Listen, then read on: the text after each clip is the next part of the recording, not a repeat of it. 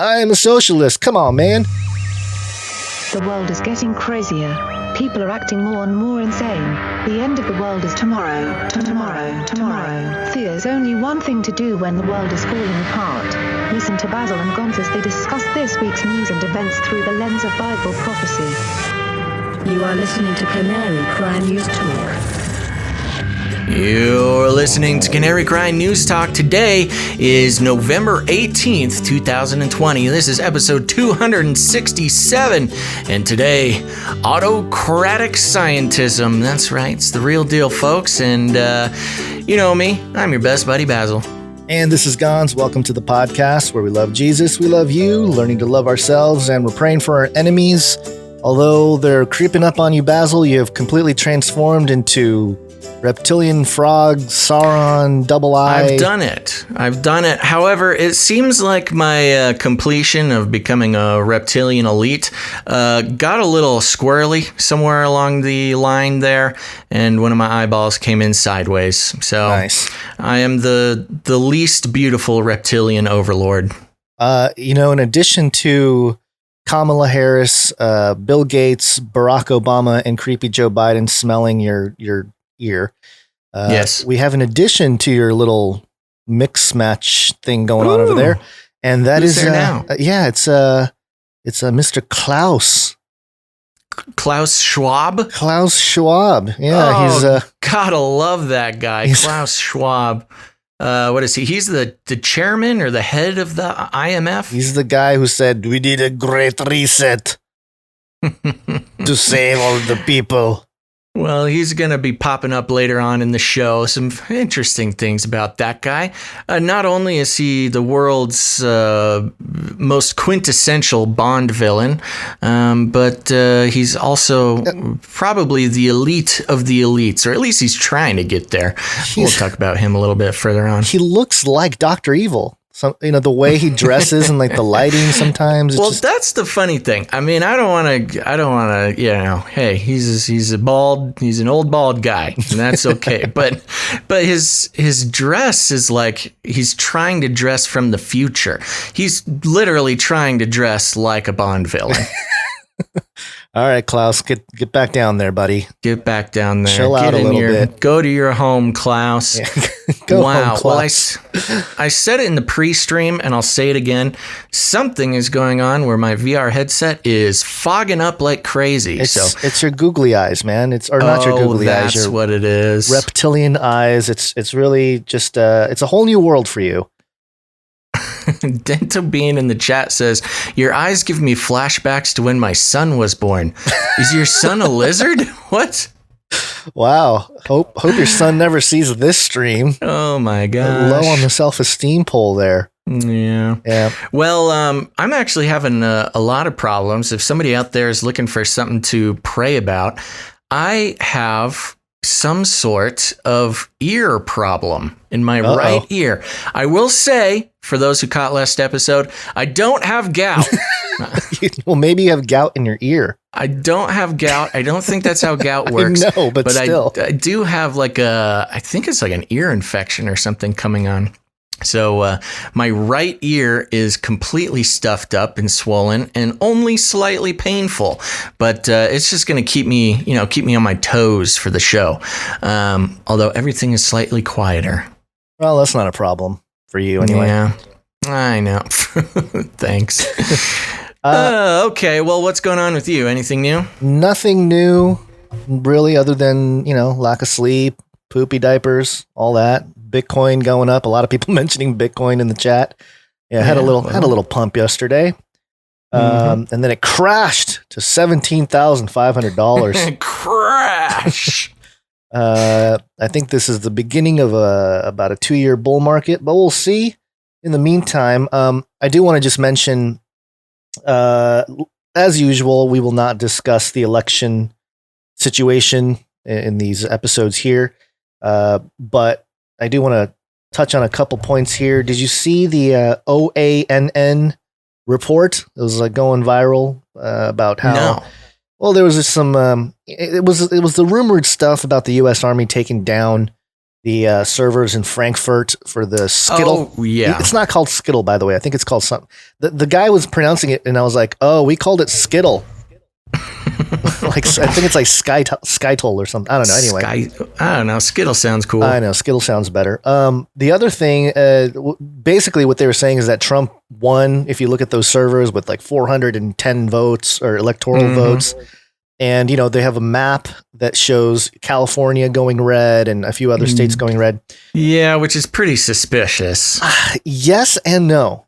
I mean, just living in California, I know there's a lot of Democrats here. I get it.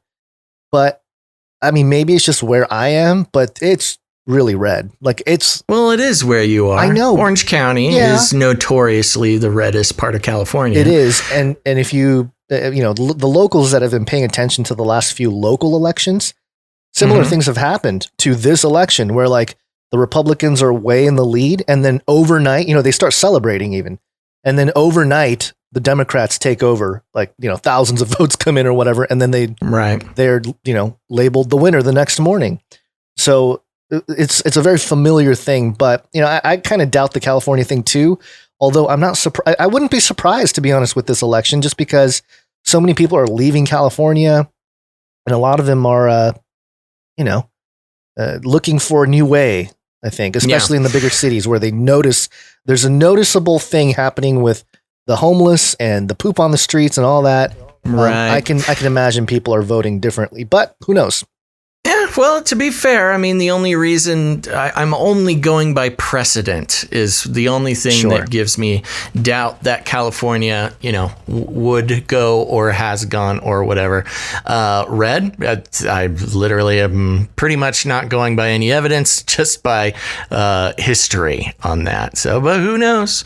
Who knows? But I mean, that is, if there's anything to be sort of questioned about the alleged military raid and everything like that, California going red was sort of the most unbelievable part about it. Yeah, I mean, it is crazy. You know what? People have been moving out of California. Maybe that's kind of my thing. Even if it did go red, would we ever know? Probably not. They're not gonna let go of California. Yeah, that's a good point. And plus, you got a lot of, at least in my area, there's a lot of like Chinese immigrants, and I don't think they can vote. So they're not the ones voting. Yeah, that's interesting. The other thing to mention was just, real news about it was some of the flash drives that were found, I think in a couple counties in Georgia. And the total of that is almost 6,000 votes. So what are we, 3 weeks in, over 3 weeks after the election? And now they're finding flash drives with votes on it. Very suspicious. The whole thing is very 2 bizarre. weeks, but still. Yeah, 2 weeks. Okay. Oh my gosh, I can't believe it's already been 2 weeks. I know. We're past the halfway point of November. I mean, we're charging towards December and the Great Reset and the dark winter. It's all coming. Gosh. The other thing to mention was the firing of Chris Krebs of CISA, CISA. Yeah. This is interesting because Chris Krebs tweeted this out on the 14th of November. Quick election security disinfo debunker. Election-related servers were not recently seized in Europe by the U.S. Army, contrary to hashtag disinfo rapidly spreading across social media. Don't buy it and think 2x before you share. And he shared the screenshot of AP, the Associated Press. AP's assessment, false. Both the Army and Skittle told the Associated Press the claim is not true. Furthermore, Skittle does not have offices or servers in Frankfurt, Germany. And I was one of many who said in that thread, I said, so you don't have emergency backup centers in Frankfurt? With the screenshot from the Skittle website where it says, as well as emergency backup center in Frankfurt. So... yeah, nothing to see here. Just gotcha. Yeah, I mean, if you're gonna make claims, at least check their website. Just so you don't look like a fool. Well, that's the thing. They don't do it. They don't want to check their website. They're not interested in facts. They're just interested in, putting out whatever propaganda the company wants to put out. Yeah, but he got fired, and I would like to think that I had something to do with it, but I probably didn't. I think it was just a collection of people. Did. You think it was my tweet? I think it was your tweet that did it. And Sweet. You better go into hiding. Well, this is why. Well, we'll get to it later. This is why I'm no longer Japanese, Asian, person of color. Apparently, we'll get to that story. But that's about it. I don't want to mention anything else. There's not much else. Ron from formerly 8chan released some stuff about the markers and why they needed to do that. But just an important point, because this episode is titled Autocratic Scientism. Mm-hmm. A vote is not going to really change the overall operation taking place here. This globalist scientific dictatorship. And although we did see in Denmark there was some progress, I think they backed off on some of those crazy laws that they were putting in about arresting people and physically detaining them if they are suspected of testing positive and stuff like that. So there is some precedent there in terms of how we can push back. But man, I feel like there's too many people in the United States that are just like, oh yeah, just listen to the science. The science is the true thing. I don't know. Although if that big red map is to be believed, that was leaked or apprehended by the army, then who knows? That's the problem. It's just people are basing the majority ideas off of the mainstream media. Yeah. And so, obviously that's part of the problem and part of the reason we do this show. Yep. Just because you see it on the mainstream doesn't actually mean that the majority of people believe it. It may feel that way, but I don't know. I'll have to. I'll start polling. I think what we're in is a crisis of, in terms of information, a crisis in trust. In epistemology. Where do you get your knowledge? Of course. And I mean that's always been the case, but it's just very blatantly clear that is the dividing line. But that's about it for the election stuff. I think there's are there any adjacent election stories today? I don't think there are, but I mean, no. it might creep into something here. We got more important things to talk about, Gonz. Okay. Yep. You ready? I'm ready. Flippy update. Do you want fries with that? Okay, folks, the moment you've all been waiting for. It's the Flippy update. And for those who don't know, maybe it's your first time watching the show, listening to the show, the Flippy update is, it's about Flippy. It's the colloquial name we have for the disembodied robot arms that are taking our jobs, enslaving our children, and flirting with our spouses. We use talking about Flippy as a proxy conversation to talk about how robotics and AI are taking over the world and what we can and cannot do about it. This is I'm going to take this article, Gonz, from dailystar.co.uk because they really get into it. There is a video over on New York Post, but I'm going to be reading from the Daily Star here. I will play the video in the background, so it's playing, but you go ahead and read. Yeah. Sounds good. The article is titled Bizarre Hand-Holding Robot Sounds, Smells, and Even Sweats Like a Real Woman. Yeah. Oh no. What? Loneliness has become a serious social issue in Japan. We're going to Japan, Gonz.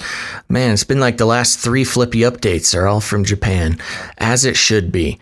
Loneliness has become a serious social issue in Japan, prompting robotics researchers to develop everything from humanoid robots to furry cybernetic seals for isolated people to interact with at home. And of course, sex robots are becoming ever more sophisticated and realistic in an attempt to replicate the special intimacy that adults can enjoy in the privacy of their own bedroom, or as long as the curtains are drawn, the lounge. But robotics researchers at Japan's Gifu University went further, building a device that simulates going for a long, leisurely walk with a loved one. The researchers Koshira Shiraki, Toru Natsumata, and Moeka Miki and Takeru Mushika say, quote, "For some people, finding a girlfriend is very difficult." Oh. And so they set out to create a way for lonely young men to, quote, experience holding your girlfriend's hand more easily than finding a girlfriend. Probably cheaper, too. For now, like the majority of sex robot manufacturers, the scientists scientists have decided just to emulate a female companion. In a recently published paper entitled My Girlfriend in Walk, the team published designs for a sophisticated robotic female hand that grips, moves, and even sweats like the real thing. A complex elbow-mounted, this is the crazy part, an elbow-mounted sliding rail mimics that push and pull when the person you're holding hands with slows down or speeds up slightly. And the device is even paired with a smartphone app that plays the sounds of a woman's footsteps and the rustling of their clothes as they move. Oh man, I can't tell if this is funny or just sad. The pliable skin, in quotes, is heated to human body temperature, and pores release liquid from a reservoir inside to get that reassuringly sweaty feeling. Oh my gosh. Sorry, it's the video playing in the background there. The device is scented with a subtle perfume that is supposed to replicate the mixture of soap, shampoo, and cosmetics you might smell while walking with a real live human woman. The team says part of the impetus behind the invention is to provide comfort for those who might be living isolated lifestyles during the coronavirus pandemic and give them more of a reason to get some fresh air and exercise.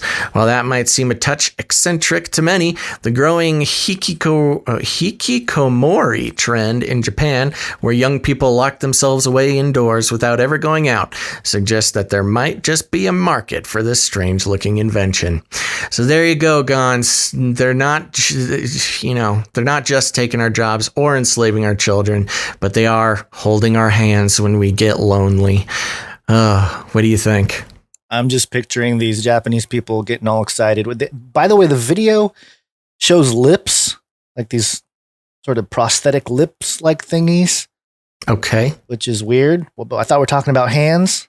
I guess they show lips too. But just to note, I have a cousin who actually suffered from the hikikomori. Oh. I literally think he's never left his house for close to 40 years or something. Oh my gosh, 40 years? Yeah, like he doesn't have a job, doesn't have a girlfriend or anything. Yeah, pretty sad. Huh. That's very interesting. It's crazy. Yeah, it's a phenomenon out there in Japan, but do you know what the thinking is behind it? Just don't want to bother with human beings and a lot of people games all day? Yeah, it's kind of like they get discouraged from society, and so they just retreat into their room or whatever, and then that's it. Wow. So yeah, I mean, but this whole thing, I'm not surprised. The thing that's really bizarre is are they going to commercialize this, or because it looks pretty janky right now? Like the pictures this is like their prototype, but they really thought of everything. I mean, from attaching it to your elbow to simulate the push and pull of somebody holding your hand. I will say in that picture, it looks a little big for a woman's hand, but that's okay. There's some big-handed ladies out there, and there's nothing wrong with that. But the sweatiness, they are really trying to get this perfected. I wonder if you have a little dial you can turn up the sweatiness, turn down the sweatiness. The hand looks like, the creepiest. It's creepy. At least do some prosthetic, color it. Maybe skin color would help. It's a prototype, Gonz. Yeah. It's a prototype. You just wait until those UI designers, the user experience designers get their hands on it. That thing is going to be just beautiful. Chef's kiss to this robotic woman's hand. Is this like the Addams family? There you go. Huh? Remember the Addams family? Wasn't there like a hand that just walked around? There was a hand. Yep. That's what you called it. But and this again, I've been bringing up the sort of philosophical context of the gaze, just the sort of not metaphorical, but the sort of ethereal concept of being watched or having another presence with you and what that does to shape your experience. They really put a lot of energy into making you think that you're really holding a hand. And this is almost a cyborg thing. I mean, the fact that it's technically a wearable, this is not just an autonomous robot that'll, you can interact with and it can follow you around. This is literally attached to your elbow. I think this technically counts as a wearable, probably the most concerning wearable we have, but soon you'll be able to just build it, connect it right to your elbow joint, to the bone, and it'll be your own cyborg companion. But it can't possibly truly mimic like holding a real person's hand. Can't possibly, Gonz? I mean, can't possibly? Are you doubting the abilities of human beings to recreate all sorts of experiences? Well, yeah, because usually a hand like that you're holding is connected to a body and connected to a face with a head and a brain and a human heart. And you know what I mean? I don't know what you're talking about. Okay. All right. Never there you go. That's the Flippy update. Watch out, folks. Yeah, okay. Some updates here.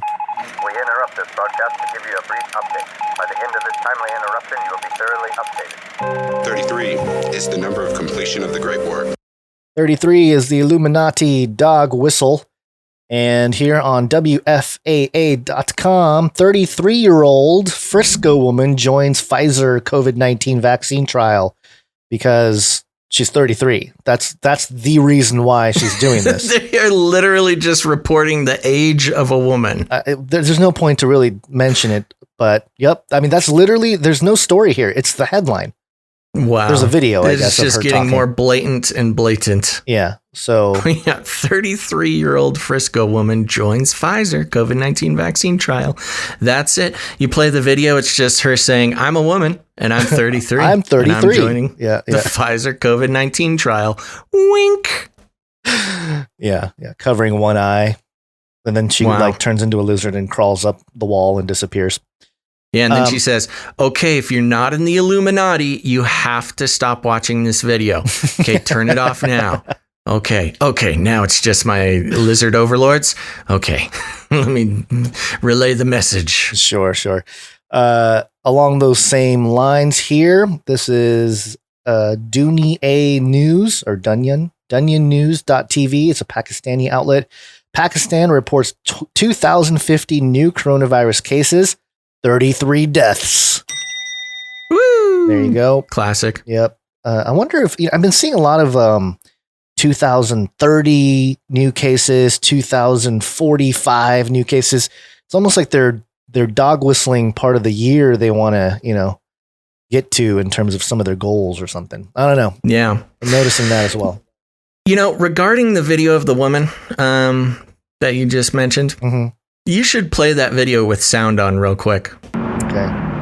I'm 33 and I'm generally pretty healthy. It literally, the whole story is that this woman is 33 years old. The first 2 seconds is her saying she's 33. That's, yep. Yeah, I don't know. There you go. There it is. Okay. More 33 updates. Again, we don't know exactly what it means, but it has been pretty convincingly been explained as the, Illuminati dog whistle, messaging, hiding in plain sight type of thing. And you can often connect stories that, really make a big deal about the number 33 to either some big event now or something coming or, something like that. So we like to keep track of it.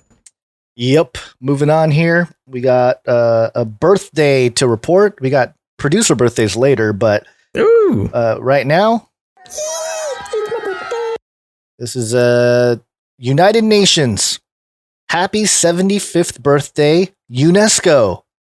Oh. Ever since the adoption of its constitution in November 1945, UNESCO has been working for peace through education, science, culture, and communication. And they have a little screen, little thing here that says, since wars begin in the minds of men and women, it is in the minds of men and women that the defenses of peace must be constructed.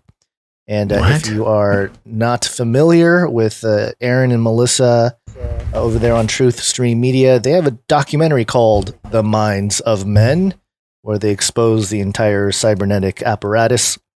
And it was actually Melissa who sent me the book called UNESCO that was written by Julian Huxley.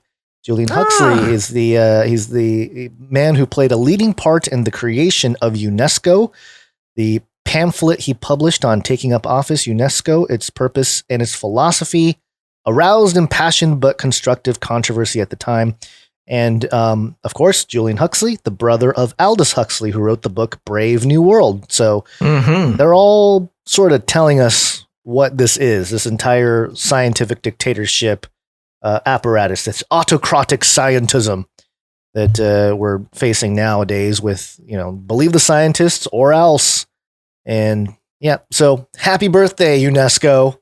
Good job. Good job. Congratulations. Making it to 75. You're I guess they're trying to, make it all happen before he turns what are we at? So 80, 90, 100? I don't know. They got goals. What? I don't know. I'm trying to do math and I couldn't because I'm no longer Asian. Oh, we'll get into that later. Next up, if this wasn't creepy enough. I'm hungry. Oh, before we do that, we got this one. Drone strikes have saved lives. Can we shoot them down if over our property? Drones. And this quick update is from Forbes.com. Beyond smart cities, how drones and robotics revolutionize building inspections. So now there's a company called H3 Dynamics, a cloud-based inspection service platform. They're going to use drones and ground robots as the eyes and ears of engineers currently grounded by the pandemic and long hampered by last century norms. Last century norms, Basil, just out the window. I hate last century norms. But yeah, I mean, it's going to get to the point where these robots and drones are going to be flying around, making sure everybody is complying. This is like the first step here. Building inspections, they're like, got to make sure everything's on the up and up. Oh, yeah. It's not just about COVID compliance. No. It's why would you send a human being out to inspect a new construction site when you can send a little drone? Especially because of the Rona, I mean, who can go outside in these crazy times? I hear you. Yeah. So just, something to keep in mind. We want to keep track of the drone stories that are out there. Now we can go to drone pilots. It's a good career, kids. Get good at driving those little suckers. Yes. Now we can get to the food story. Yay. I'm hungry. And melt those babies. What? This is metro.co.uk. You can now eat human steak. Scientists insist it's not cannibalism. What? Oh, yeah. I'm going to read some of this here because it's read me. What is this? It says, if you're feeling a bit peckish, why not have a nibble on a meat grown from your own body? Scientists and designers from the U.S. have created a grow your own steak kit, which uses human cells and blood to pose a question to the cultured meat industry. The Ouroboros steak, oh no, named after the ancient Egyptian snake that eats itself, can be grown from cells scrapped from the inside of your cheek and fed serum from old donated blood. While the steak is currently just a prototype, the designed as a thought-provoking piece of art, it is a real piece of meat grown from human cells. Oh my gosh. And it goes into some of the, the stuff there. I like how it's not cannibalism, scientists say. I know, that's what I'm saying, man. Just everything scientists say, we just have to believe it because scientists say it on headlines. But I mean, this is pretty crazy and creepy. I mean, this is like beyond this is Soylent crazy, Green. man. This is like, It's been a while since we've hit the manufactured meat stories here. But this is a kit you can get. Is it available now? I think it's just a asking for a prototype. friend. Oh, okay. Yeah. Your friend, you're gonna give it as a gift to your normie friends or something? That would be a pretty funky Christmas gift to give, but here's your science. What? Yeah. Eat yourself, Ouroboros. Yeah, which that's what's crazy to me is obviously the Ouroboros, the snake eating its own tail. Mm-hmm. It has all the markings. I talked about it in Age of Deceit 3, where basically the entire cybernetic system was set up with this type of thing in mind. It's got its own loop that basically is trying to capture us into self-defeat and self-destruction. But anyway, just science, everybody. Yeah, don't worry about it. It's just science. Just science. This is you can now eat human steak, and scientists insist. You can make it out of your own flesh. It's not cannibalism if you're eating yourself. It's not cannibalism if you eat your own hand. Oh, come on. I'm 33 and I'm generally pretty healthy. Oh my gosh. Mom from Frisco wants Oh my gosh, Is it's that playing you by playing itself. that video again? No, it started by itself. She just wants you to know she's 33. I thought you were making I thought you were clipping it for an ISO or something. It's not a bad ISO. It is. I'm 33 and generally in pretty good health. Yeah, not a bad one. Okay, so all right, what's next? Next up, we have a quick update about a new world order can emerge. Now it's we've seen a lot of world leaders, and we saw Trudeau talk about the new world order and the whole deal in the last episode. Now it's Modi's turn from India. The Hindu.com, cities need a reset as pandemic exposed frailties. Prime Minister Modi. And, I should have highlighted it. Oh, here we go. He said, quote, post the world wars, the entire world worked on a new world order. New protocols were developed and the world changed itself. And now he says that these opportunities come along with a vibrant democracy, a business-friendly climate, a huge market, and a government which shall leave no stone unturned to make India a preferred global investment destination. India is well on its way towards urban transformation. So what's the story here? Just India getting on board with the Great Reset? But Modi is supposed to be like India's Trump. Yeah, no, not happening. No, he's all on board. He's all on board. The Great Reset, he's part of the sustainable and resilient cities, the whole deal. COVID changes you, it changes people's minds. It's the brain bug just as much as a lung thing. Okay, and next we have this ISO that we're going to start using. We have this Science is Truth from Fauci. Science is truth. But he upped his game last week. We talked about it briefly. Now is the time to do what you're told. Good joke, Fauci. Just do what you're told. This is the NewYorkPost.com. CDC urges people to avoid singing at holiday gatherings. No singing, nice. Basil. So oh, no. I think I might, bust into a tune just to defy. That is CDC. Pretty crazy. I mean, that's pretty 1984. Just, I get it. I don't need it explained to me, but having the government tell you that you can't sing is one of the craziest things you can imagine. You can't sing during Christmas, sheeple. Keep music levels down so people don't have to shout or speak loudly to be heard.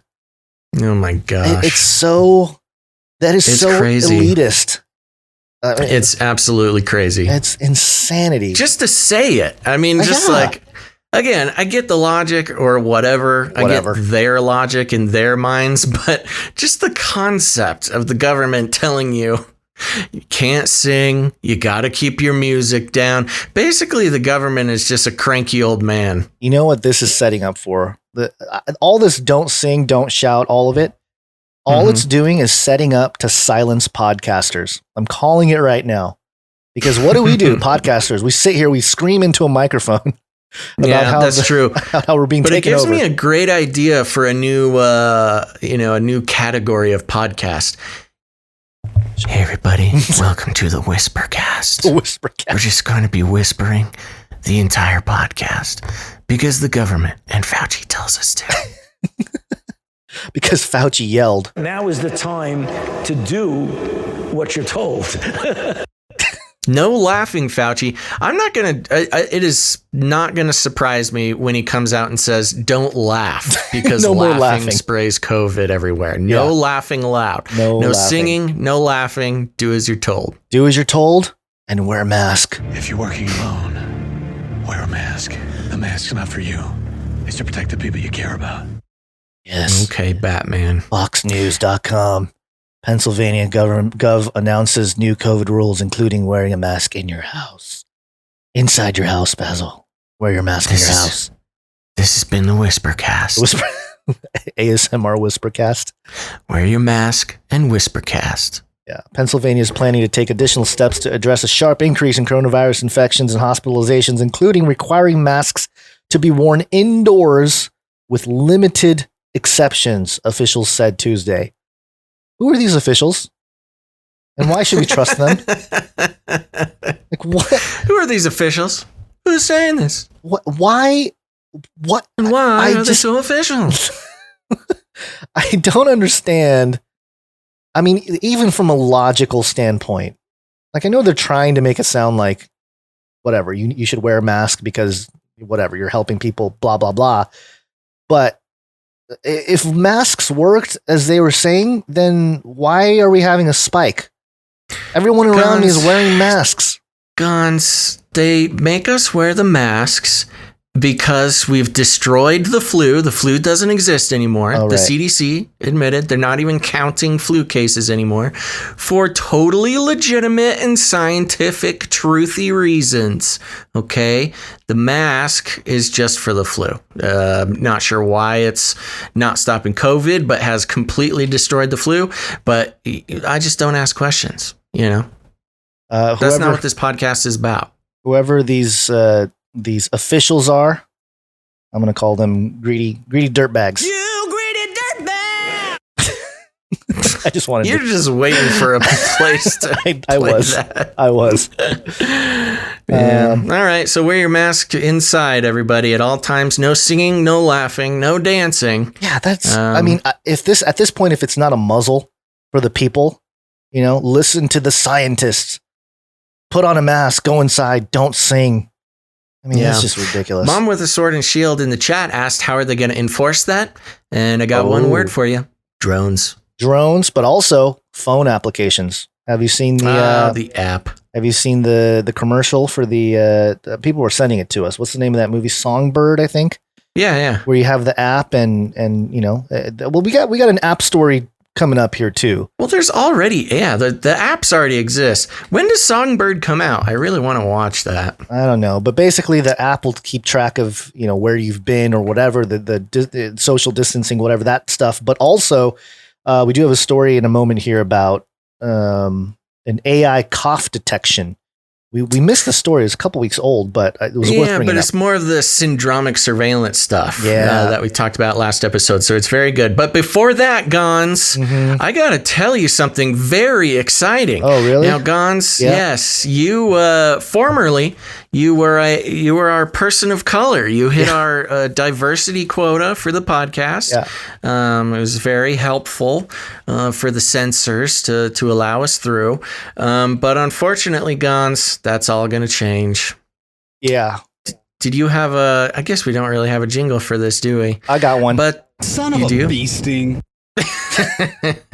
Okay, I'm taking this from notthebee.com just because I love the way they do things. And the headline is titled, "Welcome to the Club, Asians. Washington School District reclassifies Asians as white people." Oh no. The North Thurston. It's got a funny name for school district. The North Thurston Public Schools decided that Asians no longer qualified as, quote, students of color, and instead lumped them in with white people. Welcome, Asians. On the plus side, you get all that privilege. Oh, it says here, although I'm pretty sure you're all racist now, on the plus side, you get all the privilege. We know about this reclassification from North Thurston School District's latest, quote, equity report, which of course they've now scrubbed from their website. When you click through the original links in the tweets above, you get this. This page was moved. Oops, where did it go? So I went to the trusty Wayback Machine and got lucky. There is only one capture for that link from Sunday, suggesting it was not up for very long, but long enough. And this is what I found. So who did this? Who is the author here? I don't know. But he used the Wayback Machine. And for those who don't know, it's a site that catalogs pretty much the entire internet at certain intervals.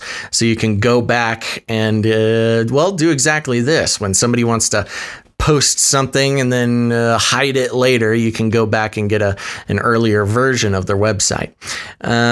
So Gonz, I don't know if you can I'm sure you're showing these images here. Yeah. Says, I knew that equity report link wasn't there before because I had checked that page, and sure enough, it had been disappeared, at least initially. More on that later. But not from the internet. The internet is forever, and I was able to click through a Wayback link and got the PDF. Ooh. And then they show the PDF here.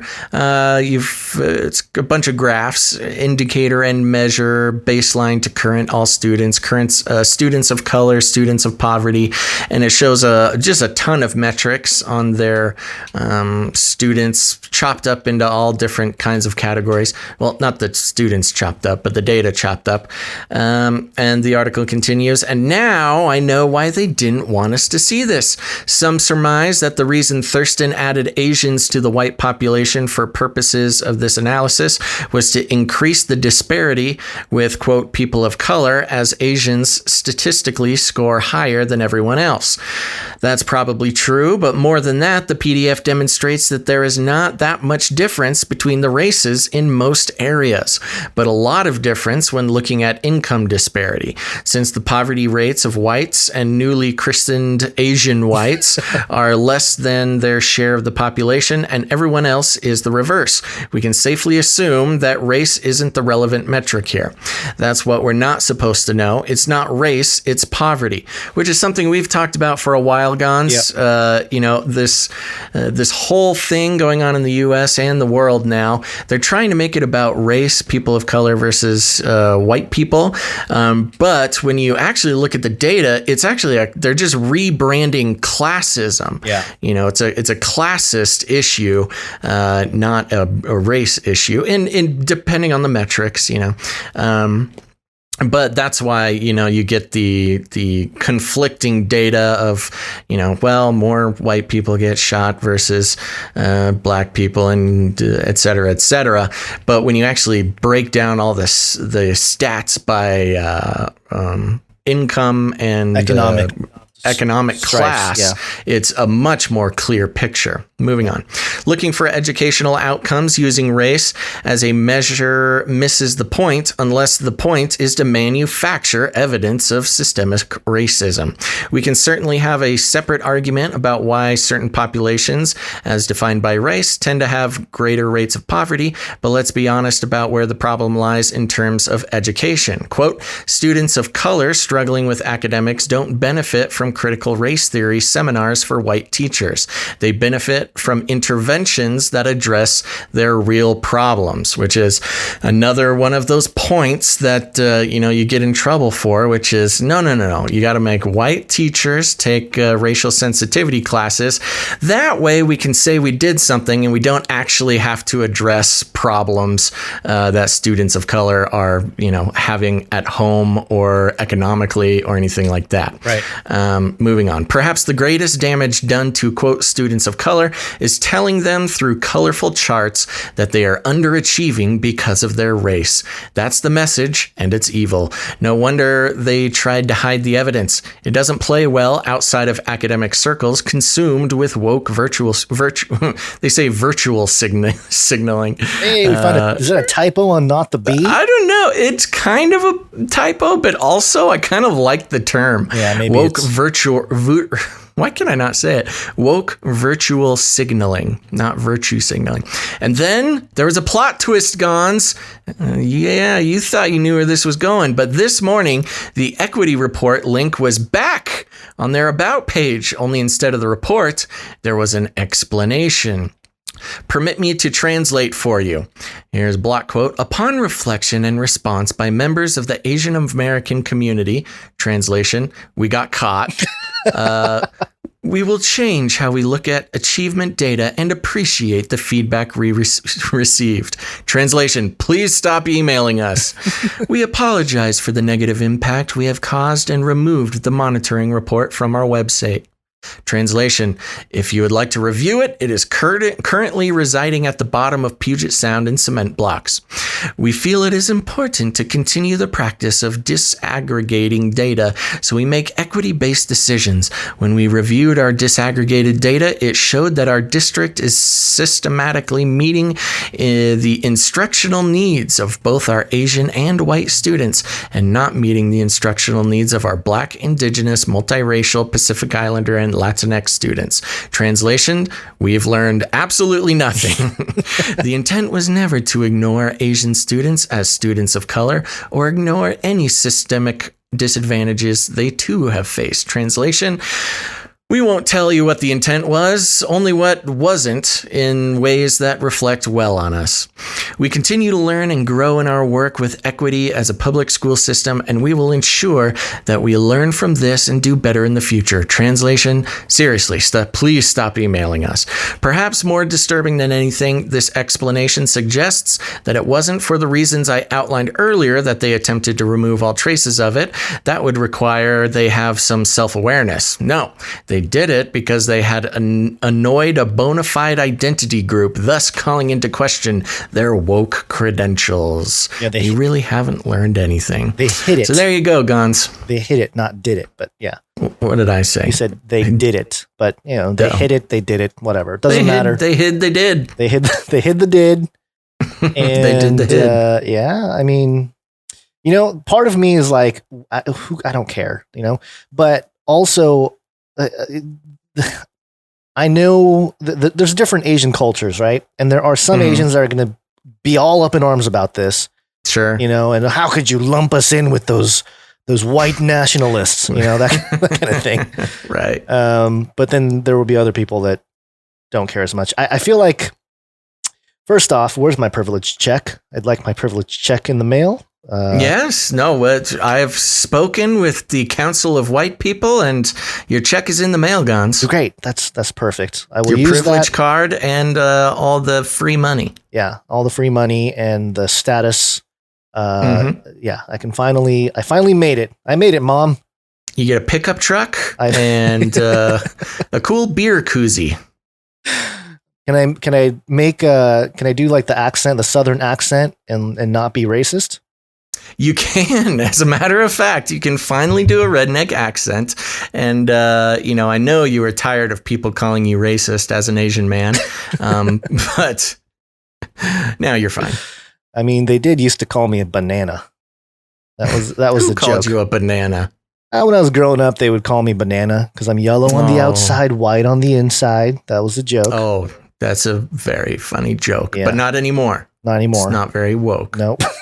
The banana peel has come off. Yeah. And now I'm Dr. Johnny Bananas. Okay. Is that all you had to say about... That's all I had to say, Gonz. For a moment, I think the decision did get reversed. So I think you're still a person of color, which I don't know how you feel about that, but it makes me feel good as a white person. I get to virtual signal by doing a podcast with a person of color. Does it work both ways? Can white people call themselves Asians now? Because if you're blurring that line, you know what I mean? If it's... Who was that? who was the person? That lady, not Elizabeth Warren and her the Indian Native American claims, but it was some Democrat bigwig who was claiming to be a black person. Oh, I forget. And she was totally white, and she gave herself a perm and stuff. Kamala Harris claims to be Asian. Well, she is Asian. Half no, Asian? she claims to be black. Well, she claims to be black, but she's half Asian. If you're gonna, the Asian thing is such a big. You're gonna you label Indians, people from India as Asians the same way they label people from, China, Japan, all those areas as also Asian. Right. It's a pretty broad. What were her parents? One of them was Indian. And one of them was Indian, I think, and the other one was Jamaican. I could be wrong about that. Okay. Well, there you go. Anyway. She's got some elasticity there. She's got options. She has options. Yeah. Well, it wouldn't matter if all of us, we're all going to have to wear masks, go inside, can't sing, because we live in this pandemic special. A pandemic special. Artificial intelligence. I do want to make a really quick point. Mm-hmm. We get copyright infringements once in a while. Or like all the time, like every episode for all sorts of stuff. I don't think we've ever gotten one for using that pandemic special clip. I think it's short enough. Yeah, because that pandemic special clip is 2 seconds, less than 2 seconds. I see. I think 2 seconds I think it's 1.6 seconds. Well, maybe those guys. Doesn't matter. Maybe those. I was going to give South Park a credit for not getting us with copyright claims, but yeah. Well, Trey and what's the other guy's name? Anyway, I don't know. Okay, so this is the actual website, World Economic Forum, the weforum.org. AI can detect asymptomatic COVID-19 infections in recorded coughs. Oh, yeah. This is crazy. Yeah. Asymptomatic people who are infected with COVID-19 exhibit, by definition, no discernible physical symptoms of the disease. They are thus less likely to seek out testing for the virus and could unknowingly spread the infection to others. Hasn't that been disputed by the World Health Organization, one of the people there, and then they had to backtrack on that, which is basically backtracking on science. Which part? The part about how just, if you're asymptomatic, then you can still spread the disease. Oh, yeah. It goes back and forth all the time. Yeah. The World Hoax Organization. I like that. Yes. Thank you, Bubblecast. In the chat. Bubblecast, yeah. But it seems those who are asymptomatic may not be entirely free of changes wrought by the virus. Oh, no. MIT researchers have now found that people who are asymptomatic may differ from healthy individuals in the way that they cough. These differences are not... Yeah, no kidding. A sick person coughing is different than a not sick person coughing. These differences are not decipherable to the human ear. Really? But it turns out that they can be picked up by artificial intelligence.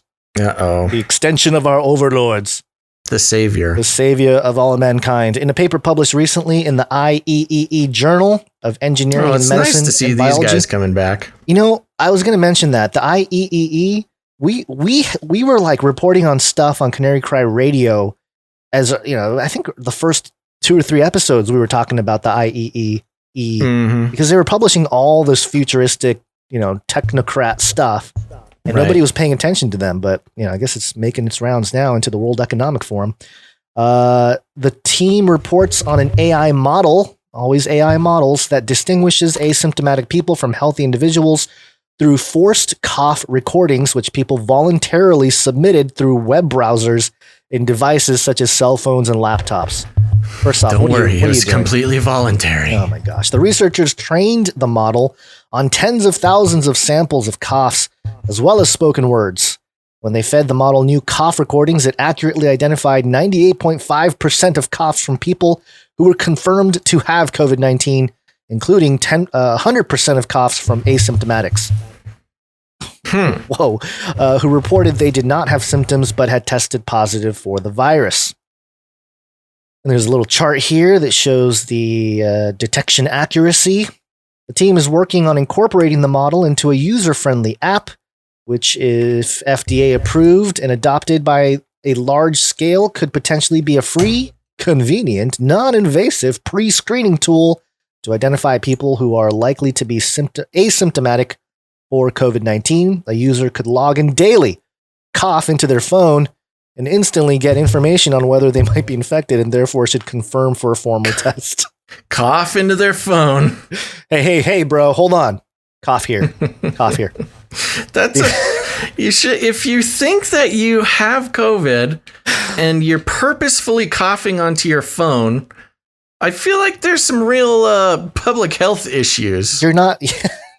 We'll put a mask on before you cough on your phone. Yeah. And don't let anybody touch your phone, because your phone is an extension of you. And now we can make steaks out of it and you can eat it. The quote, the effective implementation of this group diagnostic tool could diminish the spread of the pandemic if everyone uses it before going to a classroom, a factory, or a restaurant, says co-author Brian Subirana, a research scientist in MIT's Auto ID laboratory. Subirana's co-authors are Jordi LaGuarta and Farron Huito of MIT's Auto ID laboratory. Vocal sentiments prior to the pandemic's onset. Research groups already had been training algorithms on cell phone recordings of coughs to accurately diagnose conditions such as pneumonia and asthma. In similar fashion, the MIT team was developing AI models to analyze forced cough recordings to see if they could detect signals or signs of Alzheimer's, a disease associated with not only memory decline but also neuromuscular degradation, such as weakened vocal cords. They first trained a general machine learning algorithm or neural network known as ResNet50 to discriminate sounds associated with different degrees of vocal cord strength.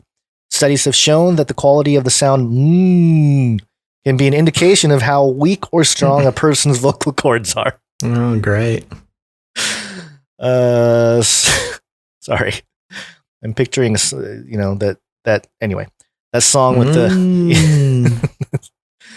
the Crash Test Dummies song. Anybody remember that one? No? Nope. Okay. Nobody. Subirana trained the neural network on an audiobook dataset with more than 1,000 hours of speech to pick out the word them from other words like the and then. I feel like I'm being tested as I just say this into the microphone. Yeah, what does this have to do with anything? I don't know. Just the training of the neural network, basically. So I'm not going to get into this. This is all science-y, World Economic Forum. With their new AI framework, the team fed in audio recordings, including of Alzheimer's patients, and found it could identify the Alzheimer's samples better than existing models. When the coronavirus pandemic began to unfold, Subirana wondered whether their AI framework for Alzheimer's might also work for diagnosing COVID-19, as there were growing evidence that infected patients experienced some similar neurological symptoms, such as temporary neuromuscular impairment. And blah, blah, blah. We're not going to have to go through this whole thing here. It says here, the team is working with the company to develop a free pre-screening app based on their AI model. They're also partnering with several hospitals around the world to collect a larger, more diverse set of cough recordings, which will help to train and strengthen the model's accuracy. As they propose in their paper, quote, pandemics could be a thing of the past if pre-screening tools are always on in the background and constantly improved. Oh, gosh. And that's it, isn't it? Yep, that is it right there. That's it right there. There's no need to test anybody or do anything. We'll just have everybody's phone constantly testing everybody's voice to see if they have COVID. This is crazy. This is not, again, they're going after podcasters. I'm telling you right now, because we're sort of the independent information reporting that's out there is podcasts. They hate it. So they have to go after podcasts, and they're going to say like, Basil had the Rona back in May of 2020. You're right. That is interesting. It does allow for podcasters being targeted. We're a targeted people group because they can go basically back in time and see, if we had it at one point. Luckily, this is where they messed up a little bit. A good podcaster doesn't cough on air. No, we have a mute It's called the cough button. Yeah, although I don't actually have a cough button, either. But I don't either. I should get a cough button now because it's for our own safety, Gonz. Yeah. Ultimately, they envisioned that audio AI models like the one they've developed may be incorporated into smart speakers and other listening devices so that people can conveniently get an initial assessment of their disease risk, perhaps on a daily basis. Oh, you know, the craziest thing about this cough thing too, and I'm just going off of their own premise, which is, oh yeah, we'll just use this to test people's, symptoms instead of having to do all this other crazy stuff. There's some places you go, they'll shoot you with the temperature gun, make sure you don't have a temperature. They'll give you some hand wipes or something. But if you're trying to get rid of all that and you walk into a store, I almost coughed and gave myself away. The show burps are back. Anyways, just going back to how asking people to cough to see if they have COVID is no singing, no breathing, no joy, no dancing, but please cough onto my phone here so I can see if you're sick or not. Yeah, into my phone.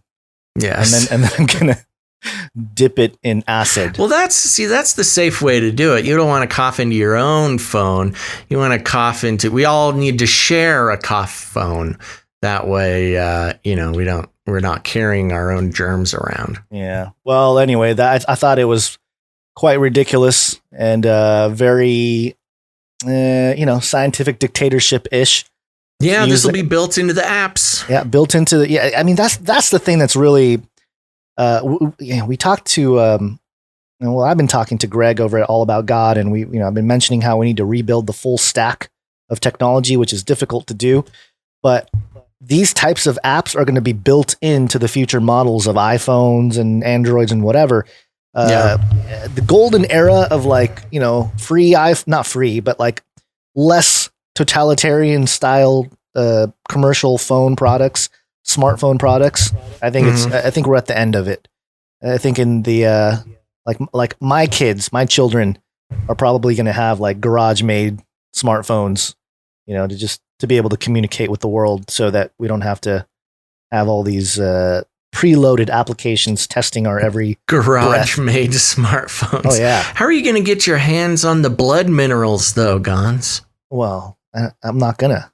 We gotta get some cobalt up in that garage phone. Okay. I need all of it. All right. Well, sounds good. You want to hear some other crazy stuff? Yeah, more crazy stuff. Okay. This is also a World Economic Forum story, but this is a different outlet here. Well, this is one that's been floating around all over the place. And again, it's more self-censoring by, the big autocrats that think that people agree with their crazy ideas for the future.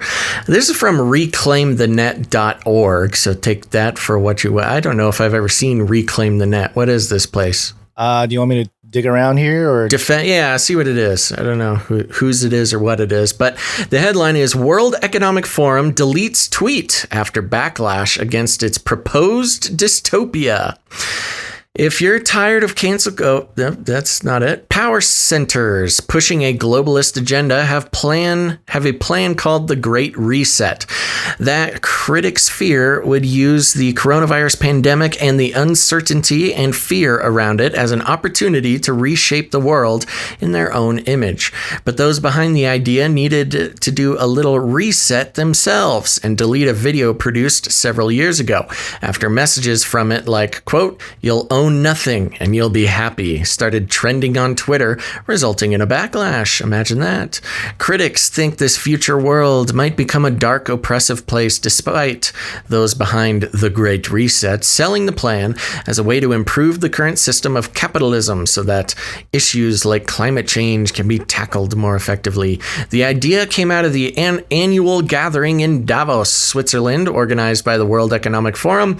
It's apparently been around for a while, but to its authors, the global crisis currently taking place might look like a good time to promote it to policymakers, but also reinvent and defend globalism.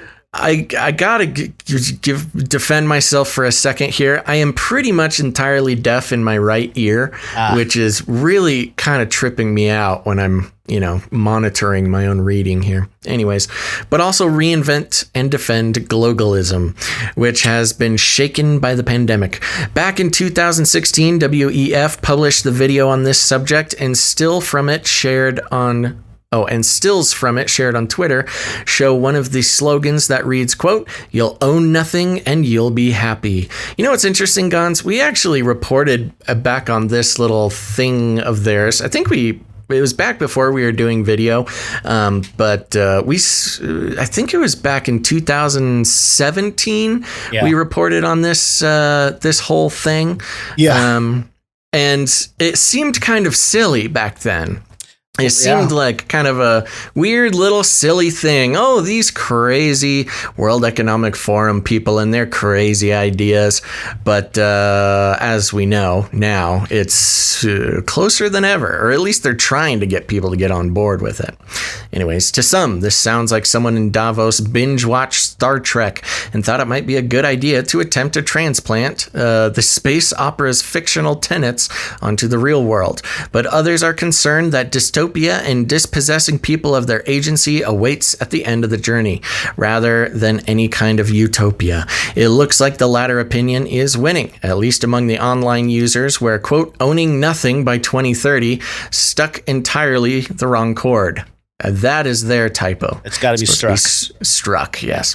The WEF decided to delete the video that offered the group's predictions for the world by 2030, including the baffling message.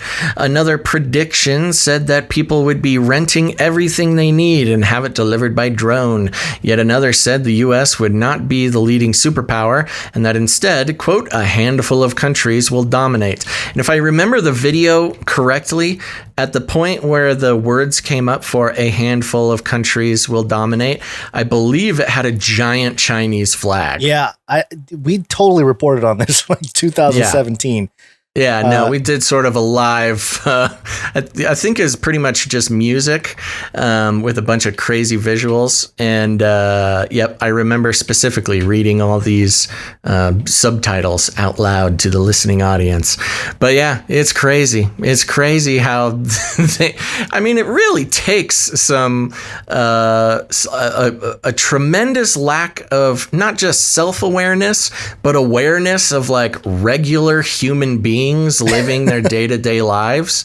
This is just a complete misfire by those in power, living in their own little utopias of wealth and power, and just think that people, we can't stand it. Really is like they think of everybody as children. Yeah, like, oh, these adults living in the places that we rule, they would much rather not have any responsibility. They would much rather not to, own any pesky items like a home or a car or food or medicine. Yeah. Or anything. They would much rather just have us take care of them like children.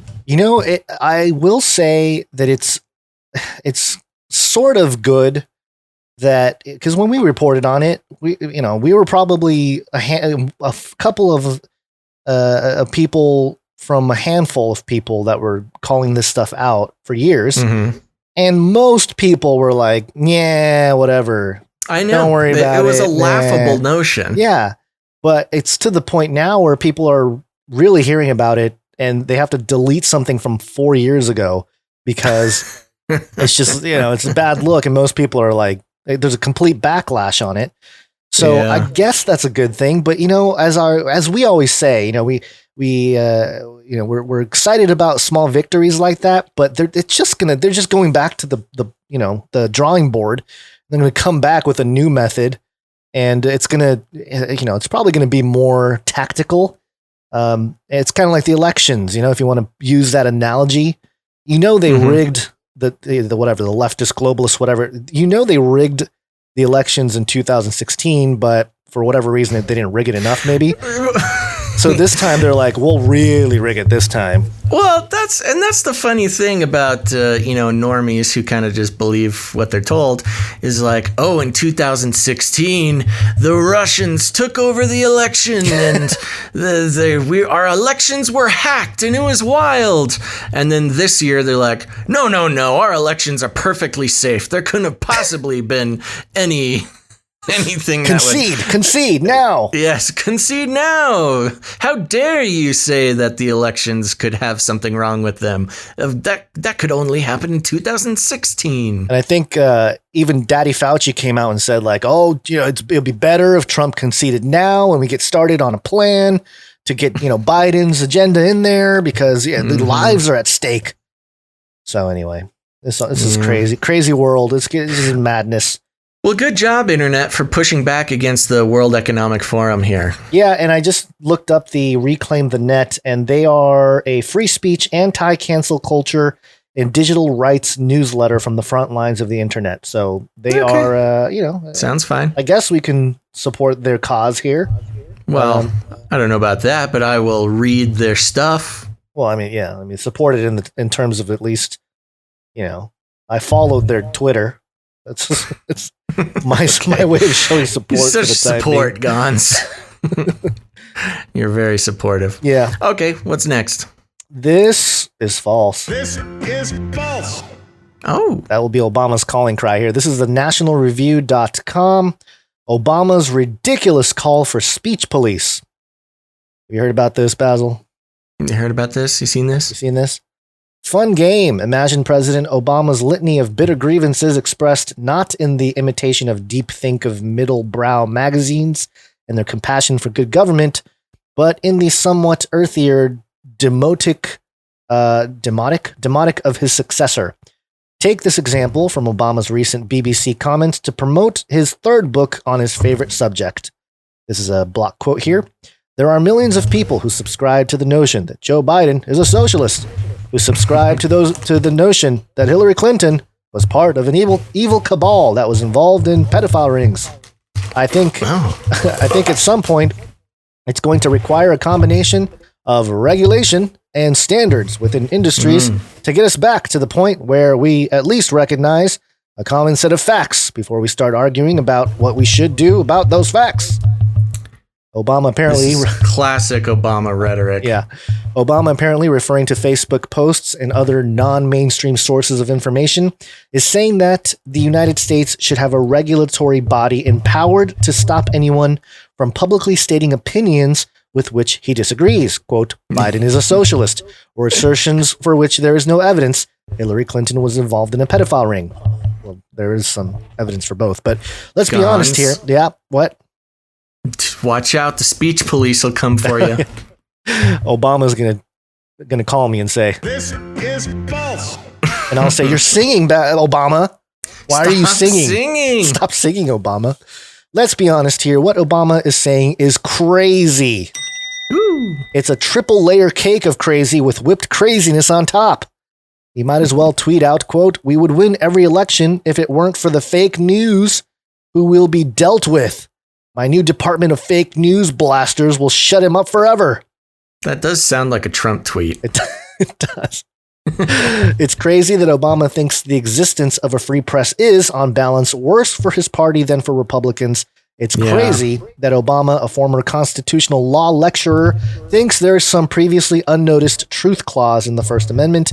It's crazy that he thinks his idea would pass muster with a judiciary that is, at the moment, more supportive of the free exchange of ideas than in any previous period in American history, especially given the current makeup of the Supreme Court. It's crazy that Obama thinks that Clinton narrowly lost her bid for the presidency and Biden narrowly won his because swing voters decided either that Biden is a socialist or that she is in league with pedophiles. It's also crazy that Obama hasn't noticed that there are already, quote, standards within industries to limit the spread of information uncongenial to Obama's party, revealed in Twitter and Facebook's publicly admitted efforts to stop the New York Post's reports about the contents of Hunter Biden's laptop from spreading, a determined effort by mainstream media outlets to ignore or downplay the story, and the startling admission by the editor of the New York Times that he removed accurate information from an already published story censoring on the sexual assault allegations against Joe Biden because Biden's campaign complained. Moreover, the examples Obama cites hardly make his point for him.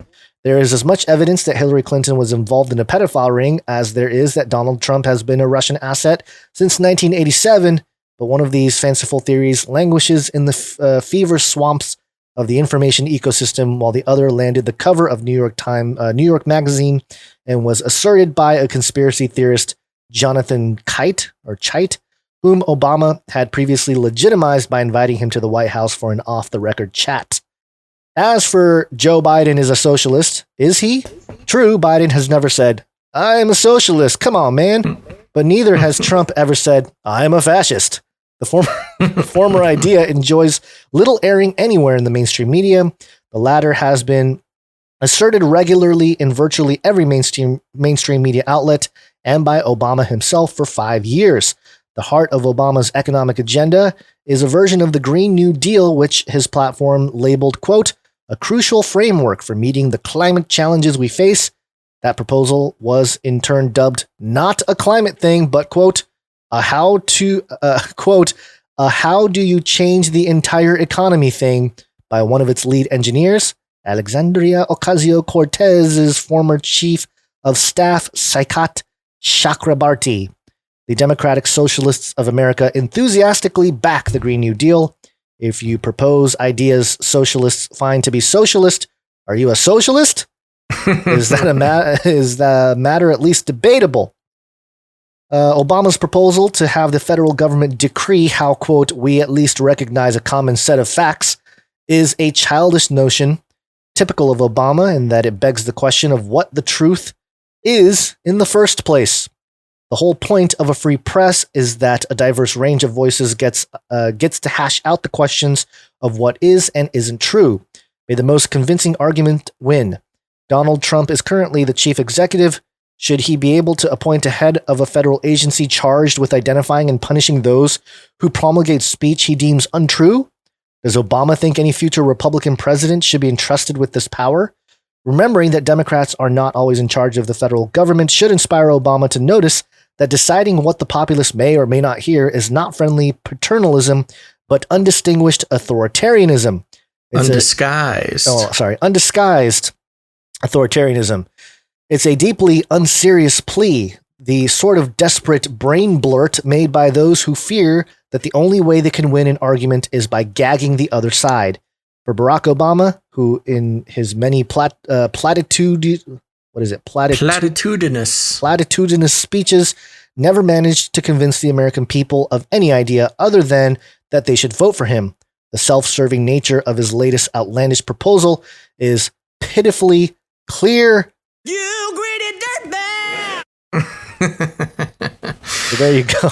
Yeah, well, of course, on its face, it's very 1984 Ministry of Truthiness, feel to it, which is not a surprise. He's actually mentioned this before. This isn't sort of this is not a new thing from him, but they bring up a good point, which is, a lot of people who really love this idea of just getting rid of all opposing viewpoints because, quote unquote, it's not the truth.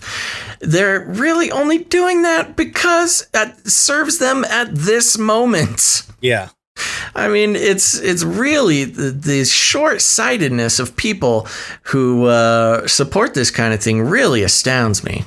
Well, and you got to remember, too, Obama was the one that implemented or reversed the Smith-Mundt Modernization Act, which basically legalized propaganda in the United States.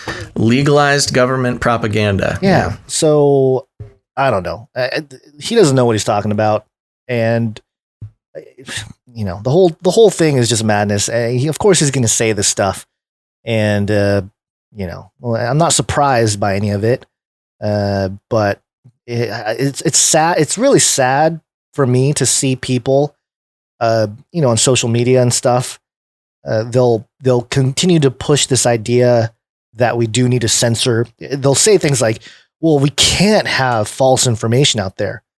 And it's like, well, what do you mean by that? Like, you can't even define what that means. Like, your definition of false information is everything that's not mainstream. Yeah. So it's like, anyway, people get it. You know what? You guys get it. You know what this kind of reminds me of? Do you remember the big debacle around the Da Vinci Code? Were you? I remember some of it. You remember? I'm kind of seeing a little parallel here, and let me work through it here. Working through it live. So the big problem with the big hubbub about the Da Vinci Code, the Dan Brown book.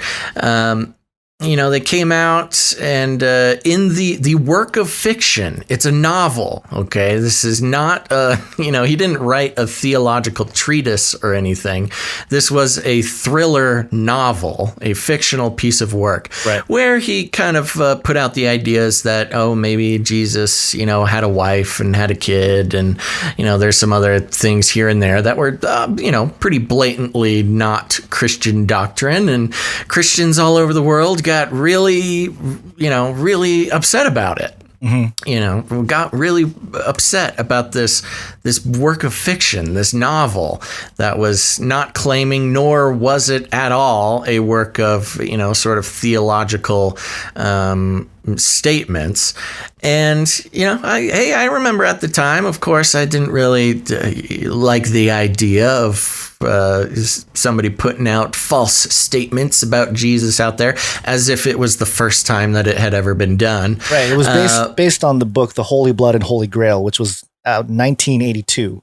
Was when that book was published. So it wasn't even an original idea. No. I mean, these ideas that Jesus, had a child and a wife and et cetera, et cetera. I mean, those ideas have been around for decades, if not even centuries. Yeah, it was basically since the whole thing. I mean, it goes way back. It's not a new idea. So it wasn't new stuff. But, Christians, we got really upset about that. We were banning the book and telling people not to read it. And I even think there were some protests and maybe even some death threats to Dan Brown about that.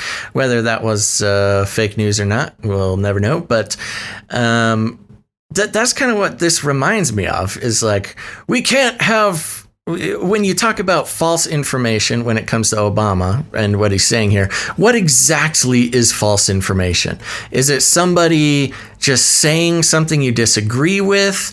And the thing that came to my mind is like, oh, okay, well, if you want to put out any counter narrative to the official government explanation of truth, you could hide it in a book, hide it in a novel, instead of us coming out and, doing a podcast about whatever, the podcast that we do. We would have to work it all into fiction and spread the ideas that way.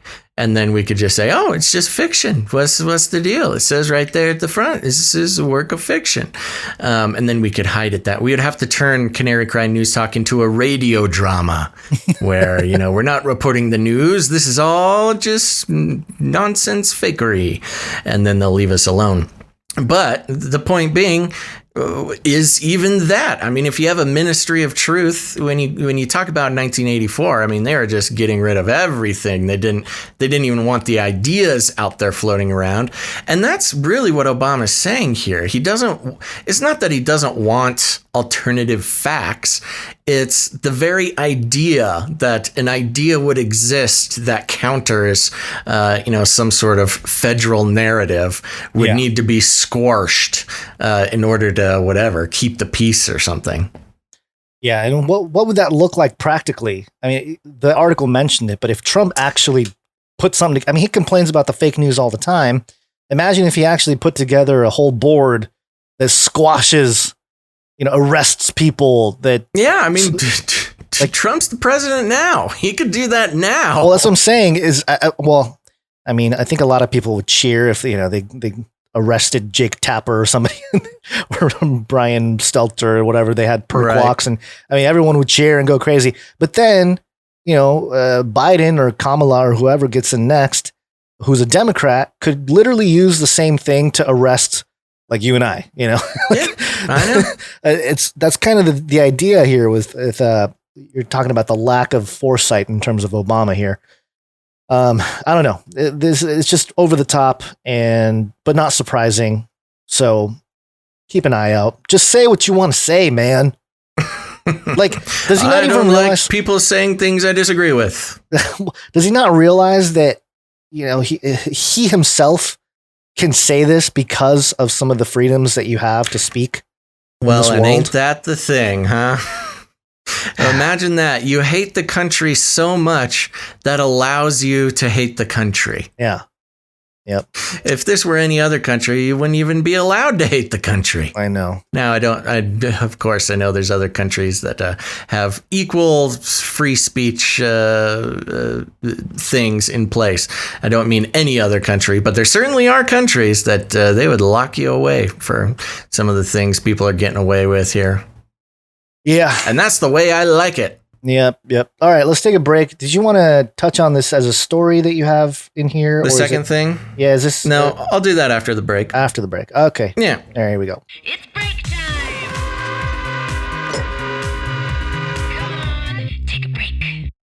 Come on, take a break, everybody. Okay, so we are going to thank a few of our producers as well as look at art and some fun things like that. But stick around, don't go anywhere, because after the break and just a few minutes, we're going to be taking a look at Klaus Schwab and his Twitter trickery. And Klaus Schwab is the head of the IMF. Of course, he's there sitting with me on the live broadcast during the show there. But after that, we're going to be getting an update on deepfakes and what bank experts are worried about in regards to deepfakes. And of course, at the end, everybody's favorite, Nephilim update. So stick around. But before that, let's continue on with this little break here, Gonz. Let's see. What are we going to do? We're going to start. Are we thanking producers? Is that the first thing we do? Yes. Okay. Thank you for the correction. I'm losing control of my VR hand here. It's okay. I'm looking at we just got an email from YouTube saying that they're updating YouTube terms of service. Oh, great. That means we are retroactively in breach of some sort of agreement, I'm guessing. Yeah, this is... Are we going to have to delete a video from 4 years ago? Maybe, but here's what's worse. We always talk about how we don't play ads on anything or whatever. So the summary of the 3 changes, according to this: facial recognition restrictions. You can't collect any information that might identify a person without their permission. So, okay, that was there before, but I guess they're tightening it. And this one, YouTube's right to monetize. YouTube has the right to monetize all content on the platform, and ads may appear on videos from channels not in the YouTube Partner Program, which means even if your channel's demonetized, YouTube has the right to play ads on it now. Oh my gosh. That is really messed up, YouTube. That is so and of course you wouldn't see any of that. No. The creators won't. Dude, YouTube is killing themselves here. Yeah, I don't know what they're doing. Well, I do know what they're doing, but this is just another step in the wrong direction for YouTube. What is the point? Why would anybody create on YouTube if YouTube was going to monetize it and not give them any of the cash? Yeah, there you go.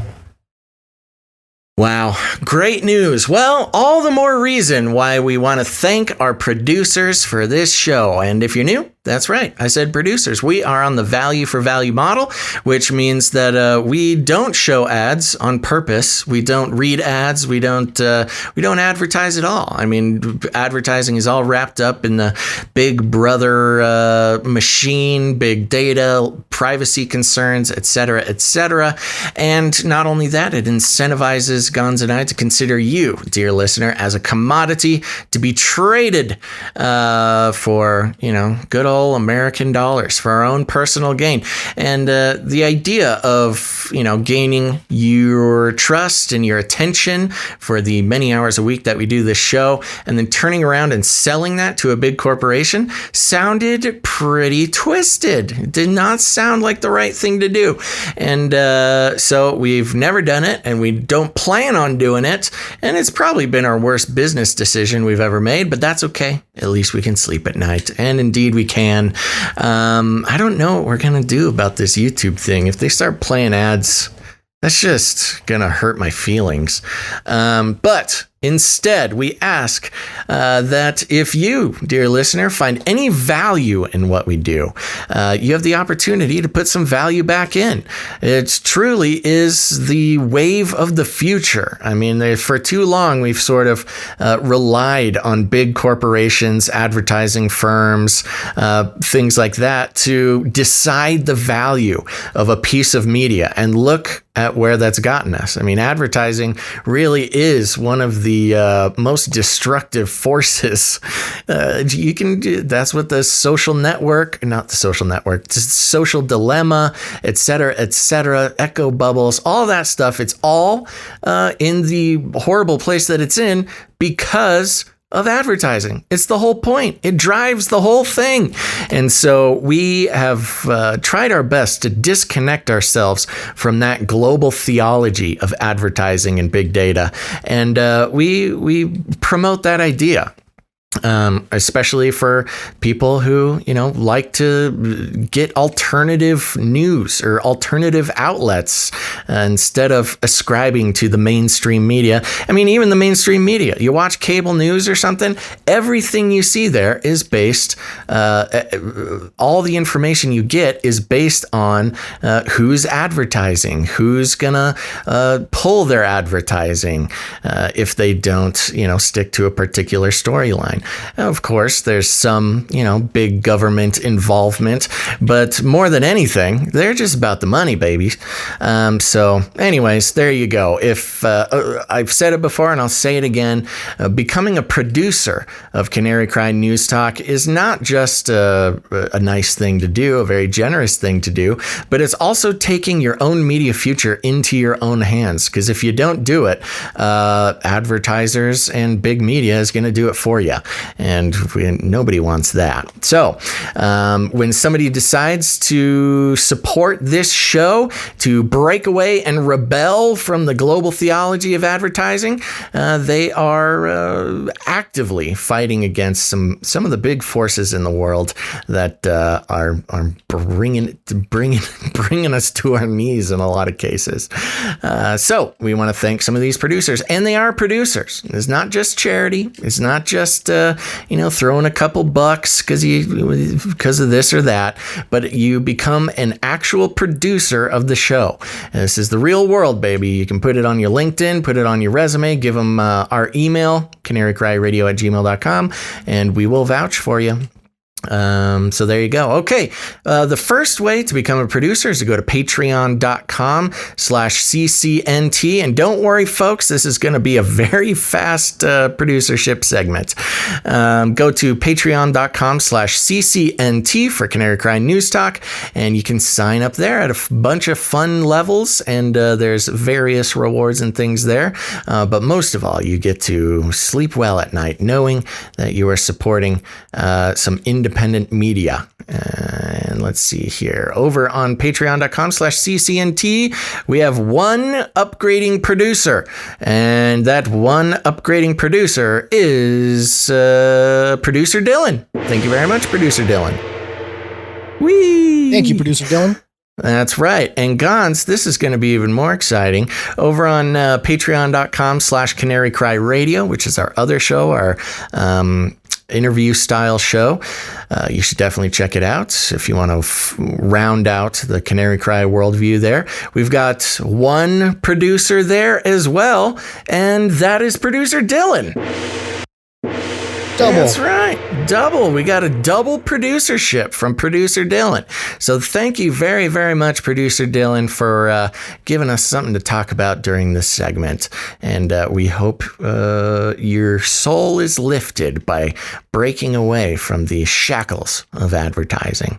Now, if you don't like Patreon, that's okay. You can head over to canarycryradio.com/support. canarycryradio.com/support. That's right. canarycryradio.com/support is a great way to become a producer. We've got PayPal options. There's a monthly producership option as well as, a one-time producership in any amount if commitment's not your thing. So make sure to head over there. There's also cryptocurrency and stuff like that. Gonz, who do we have coming in on the PayPal? PayPal producers. We have, 5 PayPal producers, and one got in just at the last second there, but we're going to start off with Jared. Thank you, Producer Jared. Thank you, Producer Jared. And he mentions coming soon, lighthouse.com with 3 I's. So LIIIGHTHOUSE.com. Coming mid-December, he says. So okay, look out we'll for have that. to check that out. Lighthouse.com. There you go. Thank you, Producer Jared. We also have Producer... Oh, by the way, Producer Jared, creative on his gift amount, $20.30. Oh, for 2030. Yeah, pretty good. Agenda 2030. Yeah. We also have Producer Josh. Thank you, Producer Josh. Thank you very much, Producer Josh. And he has a note here. Hello from Pennsylvania. My name is Josh. I wanted to thank you guys for all the quality work that you do. I have been an avid listener of the No Agenda show. Oh, hey. For years, and I have been searching for more content to consume in such a crazy time in this world. I stumbled across Canary Cry News Talk a few weeks ago, and I was hooked right away. There you go. I really love the familiar format, and I also appreciate the Christian-influenced outlook that you both provide. Keep up the great work. By the way, his donation was $11.19. $11.19 donation is for my 30th birthday on 11/19. If you don't mind giving me a birthday shout out. That's right. We will. We'll do a whole birthday segment. Happy birthday to you, Josh, and we'll also mention you during the birthdays. Yeah. That's fun. Is he the first one who's mentioned that he's come over from No Agenda? He may be. Well, he might be one of the first. There was one other person who mentioned it. I think that it was mentioned in one of the reviews, but I don't think we've had a producer. Oh, right. Well, that's what I love about, that's what gives me hope about Josh here. He's, only been listening for a few weeks. And of course, coming from No Agenda, the progenitor of the value for value model, he knew that even after only 3 weeks of listening, he had to become a producer. So thank you very much, Josh, in the morning to you. There you go. Some insider No Agenda speak there. Okay, next up we have Producer Tracy. Woo! Producer Tracy. And, the numbers that we're getting, we're mentioning it here because they all pertain to something. Yeah. And Tracy supported us with $52. And here's her note. I just celebrated my 52nd birthday. Another birthday. Wow, 2 birthday donations in a row. Yeah, 11/17, which was yesterday, and wanted to start another producer trend. Producers give a birthday gift on their birthday in the amount of their age. Ooh. For example, since I'm turning 52, my producership today is $52. Wow. Well, thank you very much, Producer Tracy. And of course, that is Mom with a Sword and Shield in the chat. Yeah. So thank you very much. And happy birthday. Happy birthday to Producer Tracy. And also, if we're going to go with I like Producer Tracy's version of the self-birthday gift better than Josh's. Producer Josh, because Producer Josh gave us the $11.19. But if he went by the Tracy standard, he would have to give us $30. So just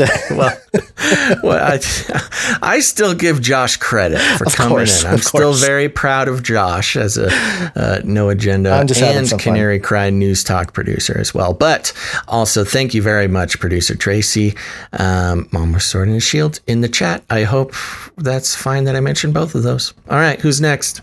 Next up, we have Producer Lacey H. Woo! Producer Lacey.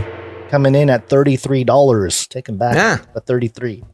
Thank you very much, Lacey. And I think Lacey, I did a little post earlier today because the producership was quite low today, and I just sent out a little message that said, "Hey, just message for the producers. Producership's a little low. If you're thinking about being a producer, now's the time to do it." And Lacey was the first one who came in. So thank you very much. Yes, thank you very much. And made it just in time here, producer Brandon. Thank you, producer Brandon. Made it, Brandon.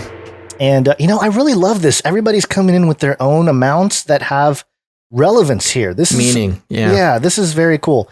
So he came in with $12.30, and his message is Daniel 12:3. And they that be wise shall, they that will, I messed that up. Sorry. Let me try it again. Daniel 12:3. And what, are you deaf in one ear or something? I'm just not good with the KJV. I struggle with the KJV translation. And they that be wise shall shine as the brightness of the firmament, and they that turn many to righteousness as the stars forever and ever. So that is the message from Brandon. Thank you very much, producer Brandon. Feel free to share scriptures anytime, and I'm sure that people are going to start busting out like the original KJV OG style, so I stumble all over just to hear me stumble all over. But there you go. Those are our PayPal producers, a good bunch today. So appreciate all of you producers out there, along with producer Dylan from Patreon. So thank you very much. You can also support us with crypto. CanaryCryRadio.com/crypto for that. We have no knights and dames for this episode. We have no jingles. That's the other way you can support the show with your producership is with your talent.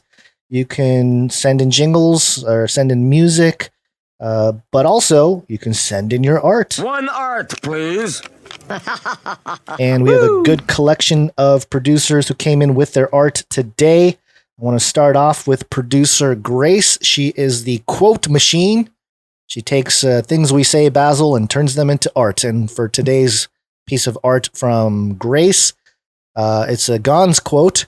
"Your eye of Sauron is messing up your brain." Very well now done. I got two eyes of Sauron. I know, you doubled up. Yeah, it really was messing up my brain. I've just been kind of had a messed up brain the past couple episodes, I think. You're taking the hits. I always got a good reason for it. Yeah. I mean, now it's good. The eye of Sauron has turned into your ear. Now it's attacking your ear. It's just getting closer to your brain for real. I know. Don't worry. I'm going to switch back to regular googly eyes soon, folks. Don't get used to it.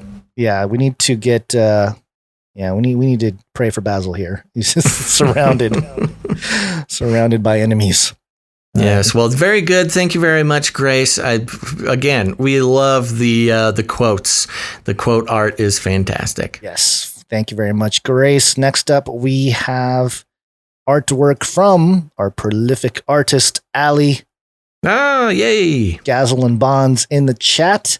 And this is a deep one, folks. It is. You got to be kind of a veteran. You need to have been listening for at least 6 months to fully appreciate this. But I will walk you through. This is fantastic, Ali. So this is Stabman Part 2. It's not gout, it says. So that's good to know. We all need to know it's not gout. No gout here. So the legacy of Stabman started out, first of all, with the dinosaur noises, where I was transforming into a dinosaur, a lizard person. But you'll notice that I'm holding a narwhal horn. This was in reference to, we were talking about, there's some sort of terrorist attack, a knife attack, I believe in London, but maybe it was Paris or something. On a bridge. Yes. Oh, yeah. It was on London Bridge. A guy was running around with a machete, and he was stopped by a good citizen who stabbed him with a narwhal horn. I don't know where they got the narwhal horn. This is a real story. This is not some like improv bit or something. This was a story we read on the show. And of course, thanks to my recent toe injury, we see now Stabman, not only does he have the reptilian eye growing where one googly eye used to be, but the pain in my toe was apparently my foot going through the transformation into reptilian man. And we've got Monty 3 down there sniffing my little dinosaur foot. So thank you very much, Allie. The saga of Stabman continues. I feel like one shirt, like that image, the evolution image where it's monkey all the way to man with everything in between. I feel like there could be a shirt put together with the evolution of Stabman.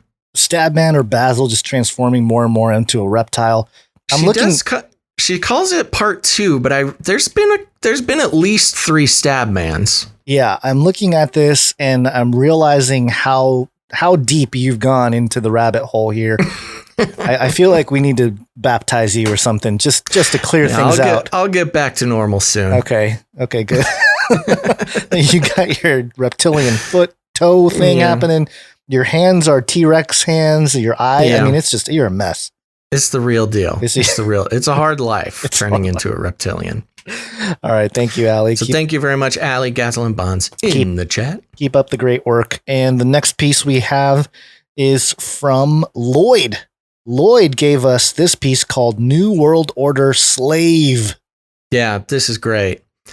So it's a head. It's a head of a man. He's got the what is that? The United Nations map. The flat Earth map stamped on his forehead with a barcode right beneath that. He's got his hypnotized eyeballs, swirly eyeballs, that says "Don't think." And then there's a caterpillar coming out of his nose for some reason. I mean, it makes sense when you see it.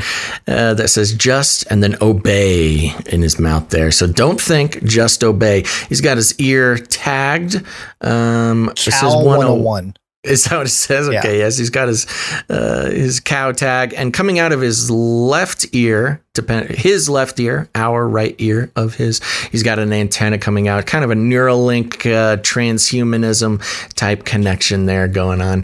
NWO slave, Canary Cry community. Oh, Dutch weirdo in the Canary Cry community. That's great. And the King's Kid in the Twitch chat. I see him. Good job. Thank you, the King's Kid. And he sent this message. It's from Lloyd. He says, "Hereby I deliver a piece of artful artwork to you, dear gentlemen. Thanks for the great podcast. You're in my prayers." Thank you. Send to you from the Netherlands. AKA Sodom. Parenthetical, where the Dutch people live, Basil. Thank you. It is the Netherlands is where the Dutch are. And we've officially identified the Dutch in the chat there. So thank you very much. The King's Kid in chat, Lloyd, and Dutch Weirdo over on Canary Cry Community. Very good. Yes. Thank you very much, producer Lloyd. Keep it coming. And let's move on here to the next one, which is from, which one should I do here? Let's do producer Jeff. Jeff, who sent in some alternative logos. We've been getting some logo work. It looks very professional. I think he's a professional logo maker. Yeah, I've liked this. We've sort of just kind of like secondarily just kind of mentioning that we do kind of a rebrand every 5 years. And so we've had some very talented graphic artists send in some logo concepts for us. And he's got a few great ones here. Let's see. Do you have all of them on at once? Yes, you do. Yeah. Okay. So yeah, if you're listening on the podcast version here, let's see. Number 1, we've got a Canary Cry News Talk logo. It's this great integration of the canary inside of the sea. Very clean, very modern looking. Loving it. Number 2, it's this one's fun. It's like a microphone. Microphone canary mix. It's a chimera. Canary microphone. Very good. And then he's given us some different alternative backgrounds and coloring and stuff. But that's very fun. I'm really, really pleased that some logo designers have have started getting into pitching us ideas. I mean, we know now we have some great professionals who know what they're doing. So, Gonz, I think this next rebrand is really going to be easier on us and probably more effective on the public as well. I'm thinking, again, I'm just going to mention it now. I have not started posting on our Instagram, but I do have access. I'm going to be posting all the art over there on Instagram, but that might also be a great place to discuss some rebranding. We can really get producers, and I know it gets kind of spooky. I know if there's any graphic designers who are listening right now, they're like, oh, don't get the public involved in picking a logo. That's a nightmare. I get it. But, we're a family here, and we've got producers all over the world. So it's always nice to hear people's opinions, and we'll develop something. We were already getting people in the chat saying, I like number 1, I like number 2. Oh, that's good. I'll have to scroll through and see what we're looking at. Yeah. All right. He had a little message here. Oh, yeah. Jeff said, love the show. Been listening since 2013. Wow, a veteran. I'm an artist, graphic designer, and friend of Sam Swanson. Oh, great. From Handsome Young Ladies is his current band. Sam's actually done a guest host on this show before. And of course, when he was doing God's Property Radio, we kind of came up in the podcasting world with Sam. So, nice to see his name here. Did some design work for his Handsome Young Ladies project and his new Slave to Servant singles, which, Gonz, you played on some of those Slave to Servant singles, didn't you? I did. Yeah, I played some guitar on some of them. So cool. Yep. Okay. Yeah. So thank you very much, Producer Jeff. We're going to consider these. I think we'll just get a collection of we'll potential start a logos. Conversation for sure. Yeah. We're getting enough now we can start comparing and whatnot. So very cool. Thank you so much. And moving on here, I wanted to thank Producer Mark. Producer Mark. Thanks, Producer Mark. Came in with a Flippy voting machine rigging robot. Yeah, that's great. This is fun. It's, you know what? And it didn't even occur to me how spooky the name Dominion Systems is for our voting it is creepy. Software and hardware, I guess. The Canadian company Dominion Systems that has all the contracts for electronic voting, of course, under very close scrutiny right now. But we've got a Dominion Systems brand Flippy arm there with a nice all-seeing eye in the triangle, and it says presidential election 2020 vote Flippy, the amazing vote rig crossed out counting robot. And of course, it looks like Flippy here is, there's a big stack of Trump ballots, and Flippy is doing a very good job of putting all the Trump ballots in the trash and only counting the Biden ballots. So Dominion Systems, the very talented technologists over there. And another way that Flippy is interrupting all of our lives. And let's see, Producer Mark says here, in light of the alleged ongoing election fraud news, we all knew Flippy would be involved somehow. You are correct, Producer Mark. Thank you very much. Thank you, Producer Mark. And lastly, we have, one more. And this is, I think this is your favorite, Basil. 88 coming in with some more swole art. Yes, 88 is back in the mix. I'm so happy you came in at the last second there, 88. I was kind of thinking as we were setting up the show, I'm like, haven't seen any art from 88 recently. But here we are. This is beautiful. I take that back. He comes in about at least once a week, which is totally fair. So I'm not calling you a slacker, 88, but I'm very happy about this. Again, I keep getting more swole. I just keep getting more jacked. This is obviously in response to my conversation about steroids last episode. And again, thank you everyone for your concern and your very nice emails learning me about steroids. Again, I'm not planning on taking anabolic steroids. I just had a question, and I appreciate everybody caring for me. So thank you. But yes, for those who are listening, this is the most swole that Basil Canary has ever been. You got veins. Full Super Saiyan. And on the left, we've got some speech bubbles from off frame here. It says, oh no. So it starts with me. I say, top, yeah. I can stop anytime I want. I just love the taste, which is a classic addict excuse. Apparently in this one, I'm addicted to the steroids. I look frazzled, but beautiful. And then off to the side, a speech bubble coming in saying, but I thought you inject them. Yeah, again, I obviously don't know anything about steroids. So this is what happens when Basil tries to take steroids. But thank you very much, 88. Always a pleasure to see myself in the way that it's for other people to see me in the way I see myself. Yeah, very good. Okay. Thank you, producer 88. And I was seeing some people in the chat saying that they released the Kraken. We'll do a little search on that. Because if the Kraken was released, then we'll see. But yep, that's pretty much it for the... I do want to give a shout out to someone in the chat. Let me see if I can grab their name real quick. I think it's Kyle's Sport, something like that.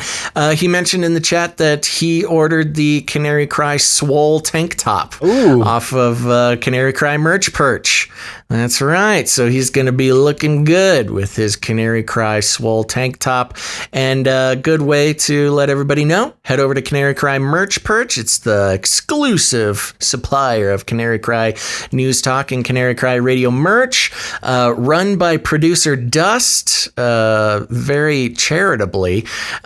He created the website and puts together the merch, and all the merch is sold at cost, so it's reasonably priced, but you get the opportunity to tip the webmaster, which please do. He's being very kind by running the whole thing. And also, I mean, he made the cost at cost. So he's barely even trying to make money off of fellow Canarians. But please tip the webmaster because it costs money to do this stuff. You can also tip the artist, which is also a good idea. Or you could tip Gonz and I if you'd like. But Canary Cry Merch Perch, your family-run establishment for Canary Cry merchandise. So go check that out. Yeah. And, it's canarycrymerchperch.com. There it is, Canary Cry Merch Perch. Woo! And I will take the quick second to answer the question from Spectre Eel, who is a Twitch follower. How far are you guys from getting verified with Twitch? We had the opportunity to become a partner many months ago, Spectre Eel, but we could not sign the exclusivity agreement that Twitch was asking for. Although, however, now that YouTube is going to be monetizing our videos without giving us money, I don't know. We'll see if that happens or not. But if they do, that would be a check mark in the pros and con list for becoming a Twitch partner. So right now our Twitch is not monetized. Our YouTube is not monetized. Nothing is monetized. We only have our dear producers. So you can go to canarycryradio.com/support if you'd like to support the show. Yes. And just wanted to thank Javel Vorsenik for doing the timestamps again. And we found out who Javel Vorsenik, their real identity. Are we allowed to give that identity, or is that a purposeful secret identity? See, I don't want to well, I know who they are, and they are here now, so they can have the opportunity to show themselves and tell us if they would like us to reveal their secret identity. We'll stall for a couple of moments to give you the opportunity to do that, but otherwise we'll keep it secret, and maybe we'll send a little email back or something. Remember, folks, when you give us information on our email, you need to let us know if that's something we can share on the show. We are very sensitive to privacy issues. Somebody is claiming to be the person who is not. Okay, there you go. They gave it up. All right, I'm not seeing anything from that person, so we will find out. Oh, yeah, there they are. They say sure. It is Allie. Allie, the artist, Gazel and Bonds, Javel Vorsenek. So Allie is not only one of the most prolific artists, but now she's doing the timestamps, or has done.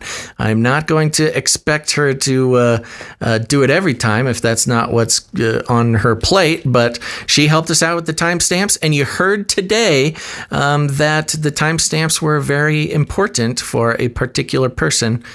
Wait, did we read that on the air, or was that off the air? Oh, that was off the air. It was somebody that was commenting saying that they're unsubscribing and yes. We had a very angry person telling us how they are unsubscribing, but they were very happy that somebody was doing timestamps so that they didn't have to watch our awful show.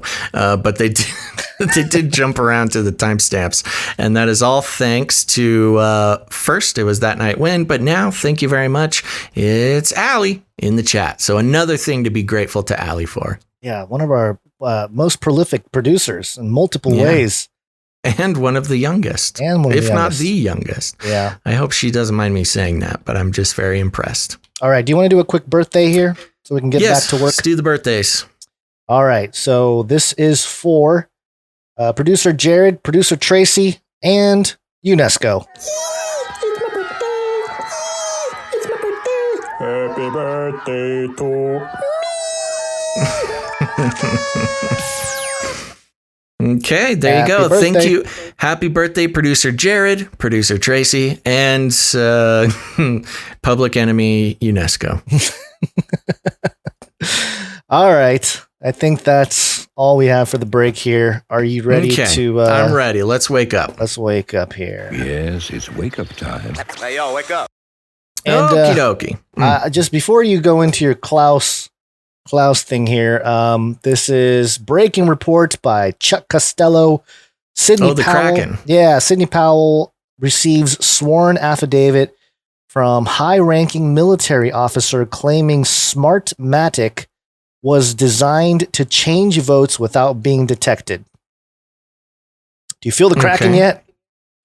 Read that again.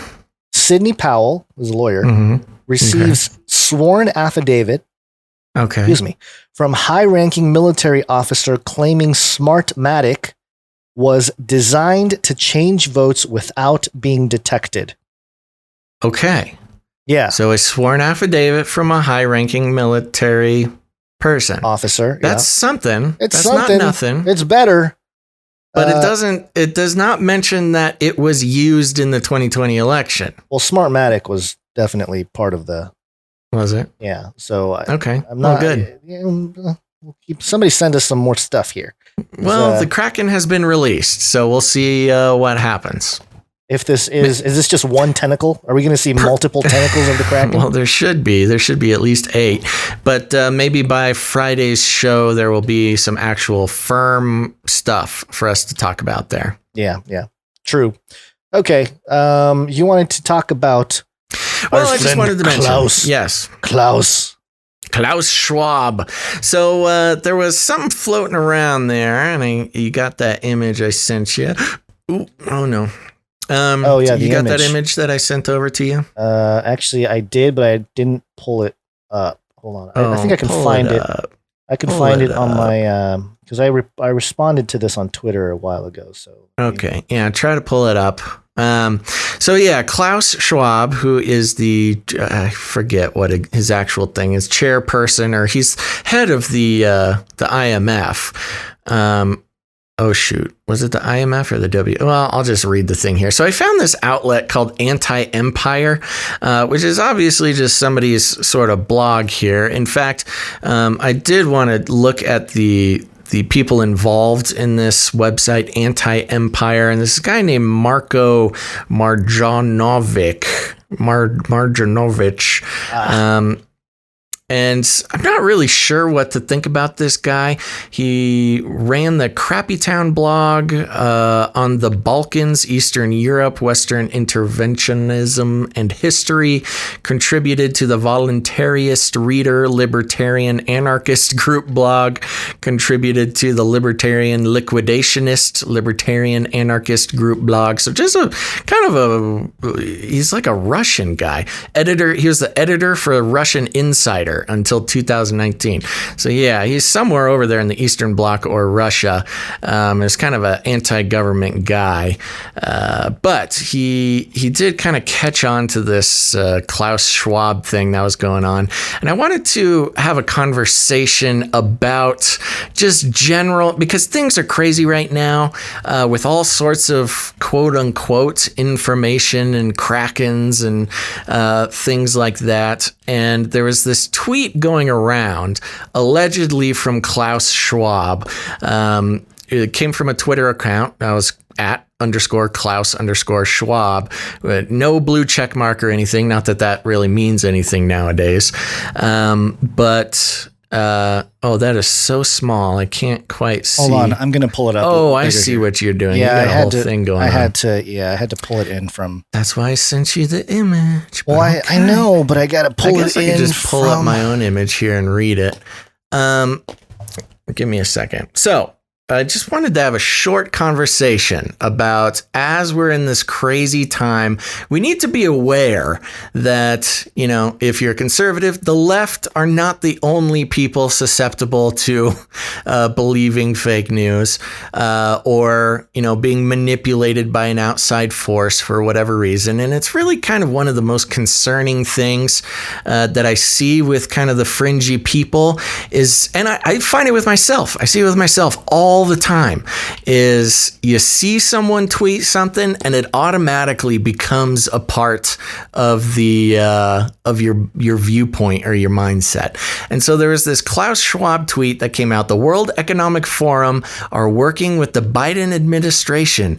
So the WEF. The World Economic Forum are working with the Biden administration to ensure that most people will survive the coming food shortages.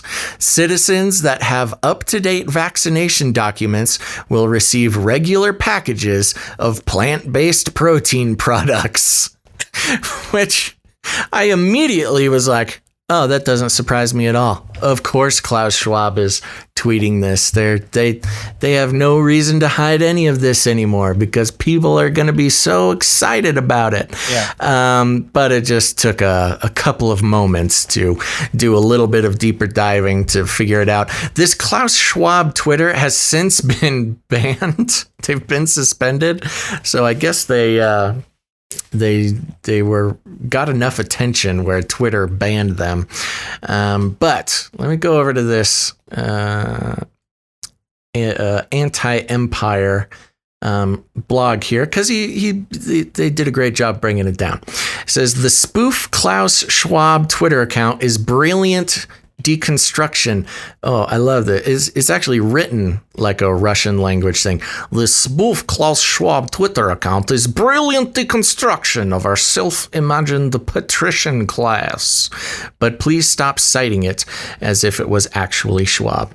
By now, I've seen entirely too many people raging against the tweets of this spoof account as if they were really talking back to Schwab. The account has no blue check mark and was created last month. It's a satirical deconstruction and unmasking of Schwab by someone who has studied him and his ilk closely. And keep that in mind, because that's part of the whole thing here. It is brilliant, hilarious, frightening, and basically spot on as to what Schwab really thinks, according to a friend who studied him. But real Schwab, it ain't. Which is a great sort of American turn of phrase for a Russian blogger. Schwab isn't going to lower himself to the point where he is talking to you on Twitter. And while Schwab and the modern parasite would-be patricians are by no means by no means wise people, they do have just enough sense to know they can't be quite this open about their misanthropic, technocratic, elitist agenda. Not if they actually want to get anywhere with it. And then it has some tweets here. It has the one that I just mentioned about the protein, plant-based protein products. And it talks about current UK restrictions are in place for all our safety during this unprecedented pandemic COVID-19. The one exception is for those who need to travel abroad for assisted dying purposes. Another one is, due to mandatory social restrictions, single people are finding it more difficult than ever to meet each other, as the global population is currently not #sustainable and birth rates need to fall. This can be viewed as a very positive outcome of the COVID-19 pandemic. I'll just go through a couple more here because they're fun. There will soon be 7 billion people on the planet. Can the planet take the strain? #COVID-19 and further pandemics may be nature's much needed coal. Access to open green spaces should not be an inalienable right. Tougher trespass laws will reverse the damage that walkers are doing to the countryside. In the post-truth age of fake news, there is one man in the United Kingdom who the people will have confidence in.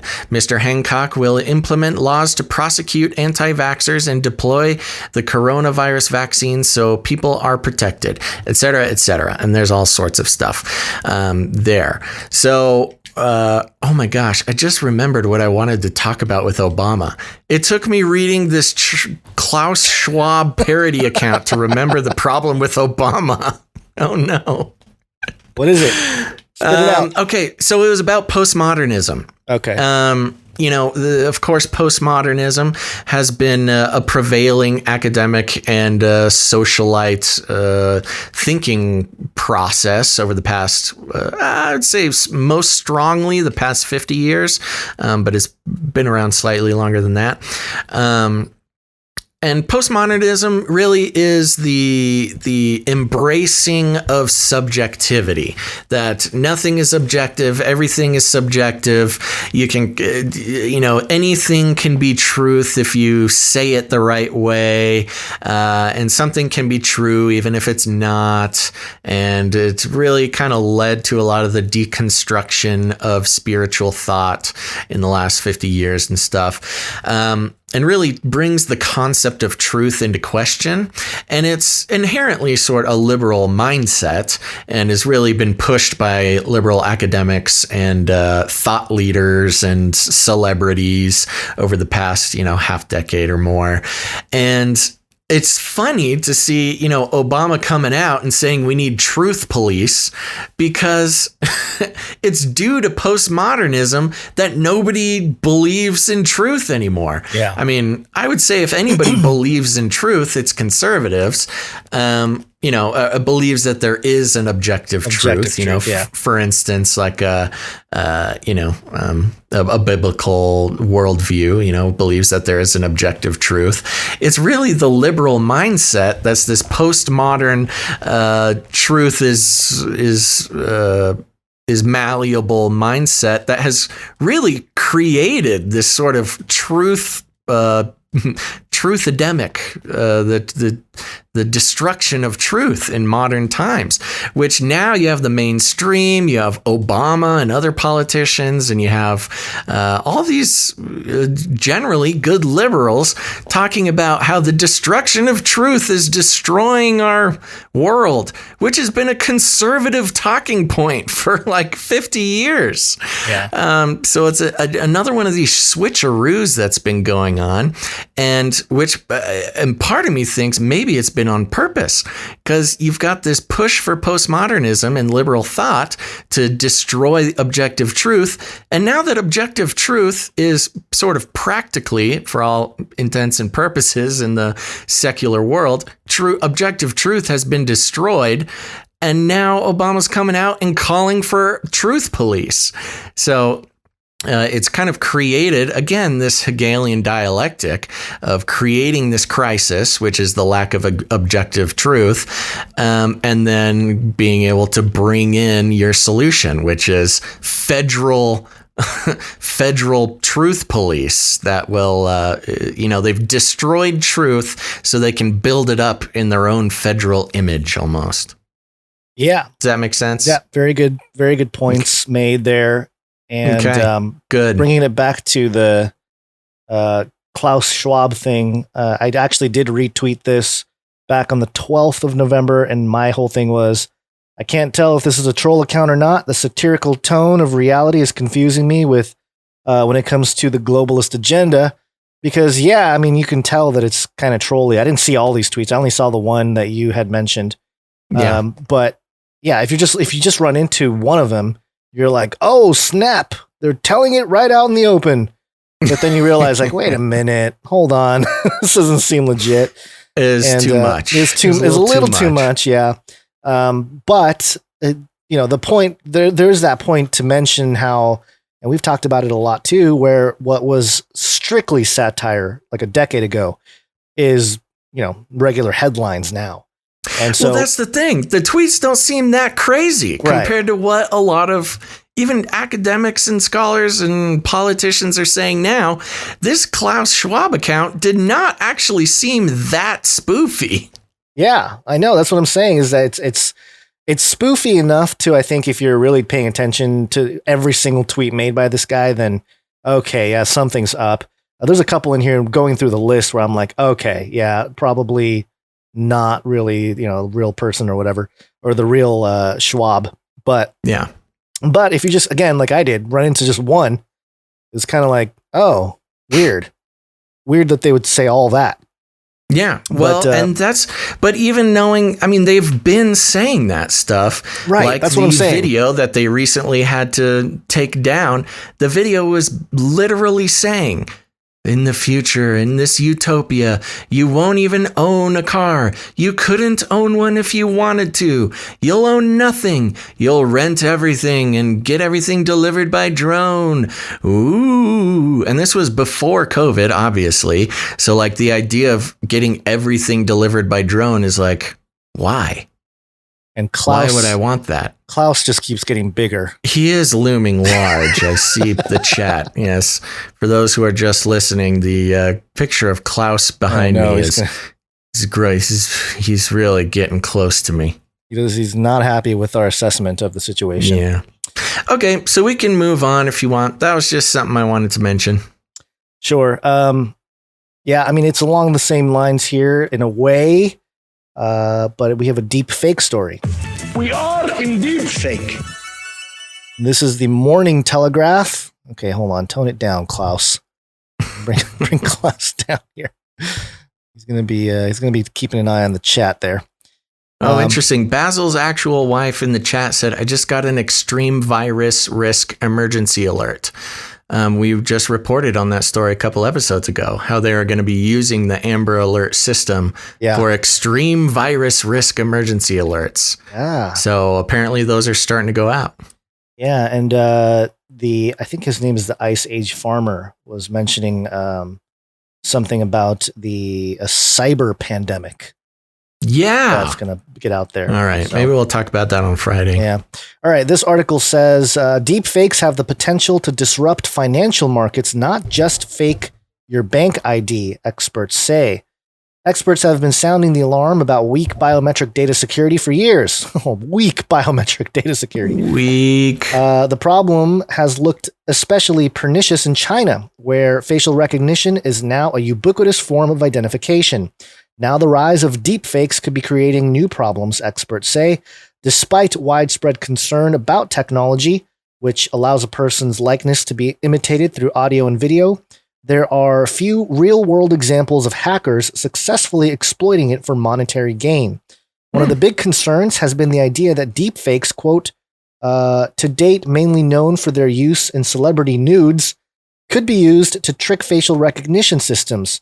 So far, there's little evidence that this is something that scammers can easily pull off, but some are concerned about other potential problems related to deepfakes that go beyond just personal security to possibly eroding trust in the institutions that handle our money. Get the latest blah, blah, blah. Quote, there is an additional problem that deepfakes create, said John Bateman, a fellow at the Carnegie Endowment for International Peace who researches cybersecurity in the financial sector. Quote, that's not the threat of deception, but the threat of distrust and cynicism where people start to automatically assume things are fake because it's possible to create a deepfake. While Bateman says it is extremely unlikely that a deepfake could cause a market crash in an advanced economy with mature financial markets, sowing distrust comes with other pitfalls. It could, for example, contribute to existing anxieties in the financial crisis, especially in less developed countries that already have a high level of distrust, he said. If consumers start to worry about the security of their bank accounts, it could cause a bank run. Maybe people working in cybersecurity are also thinking about these problems. In a survey of 105 chief security officers published by biometric authentication provider iProve in January, 77% said they were concerned about the potential impact of deepfake video, audio, and images. The most cited threat was the fraudulent authorization of payments and transfers, according to the survey published by biometric authentication provider iProve. It's spelled IPROOV. That's why I keep saying that. While real threats may be rare, it is not purely theoretical. In one unusual case last year, fraudsters used artificial intelligence-based software to fool the CEO of a UK-based energy firm over the phone. The CEO thought he was talking to the head of his German parent company and wound up sending 220,000 euros, that's about $242,000, to what he thought was a supplier. The deepfake audio impersonated the boss's voice down to his slight German accent. Oh, wow. PwC partner Gonz said threats posed by the technology are to be expected. Quote, whenever there's new technology in place that's commonly used, that creates an opportunity for the hackers to take advantage because that's where they can earn money, said Gan, who calls himself a hacker by profession. Some companies are already moving to reassure people that deepfakes do not present a problem for their systems. After a face-swapping app called Zhao went viral on Chinese social media in 2019, mobile payments platform Alipay sought to allay fears about the technology. Quote, there are currently many types of face-swapping programs online, but no matter how lifelike the results are, it is impossible to break through facial recognition payments, the company posted on Weibo. Alipay is one of China's most widely used mobile payment apps and owned by Ant Group, an affiliate of South China Morning Post parent company Alibaba. Because of widespread appeal, it has been targeted by hackers. And it kind of goes on here and talks about some of the history of it here. Let me get to in China, public attitudes about biometric data are already changing. In a survey of more than 6,000 people in 2019, more than 80% said they fear facial data leaks, and 65% were worried about deepfakes. As with other technologies, though, it may take years before the public becomes broadly aware of the problem. As Gan pointed out, it took more than a decade for people to become aware of the problems brought by social media platforms.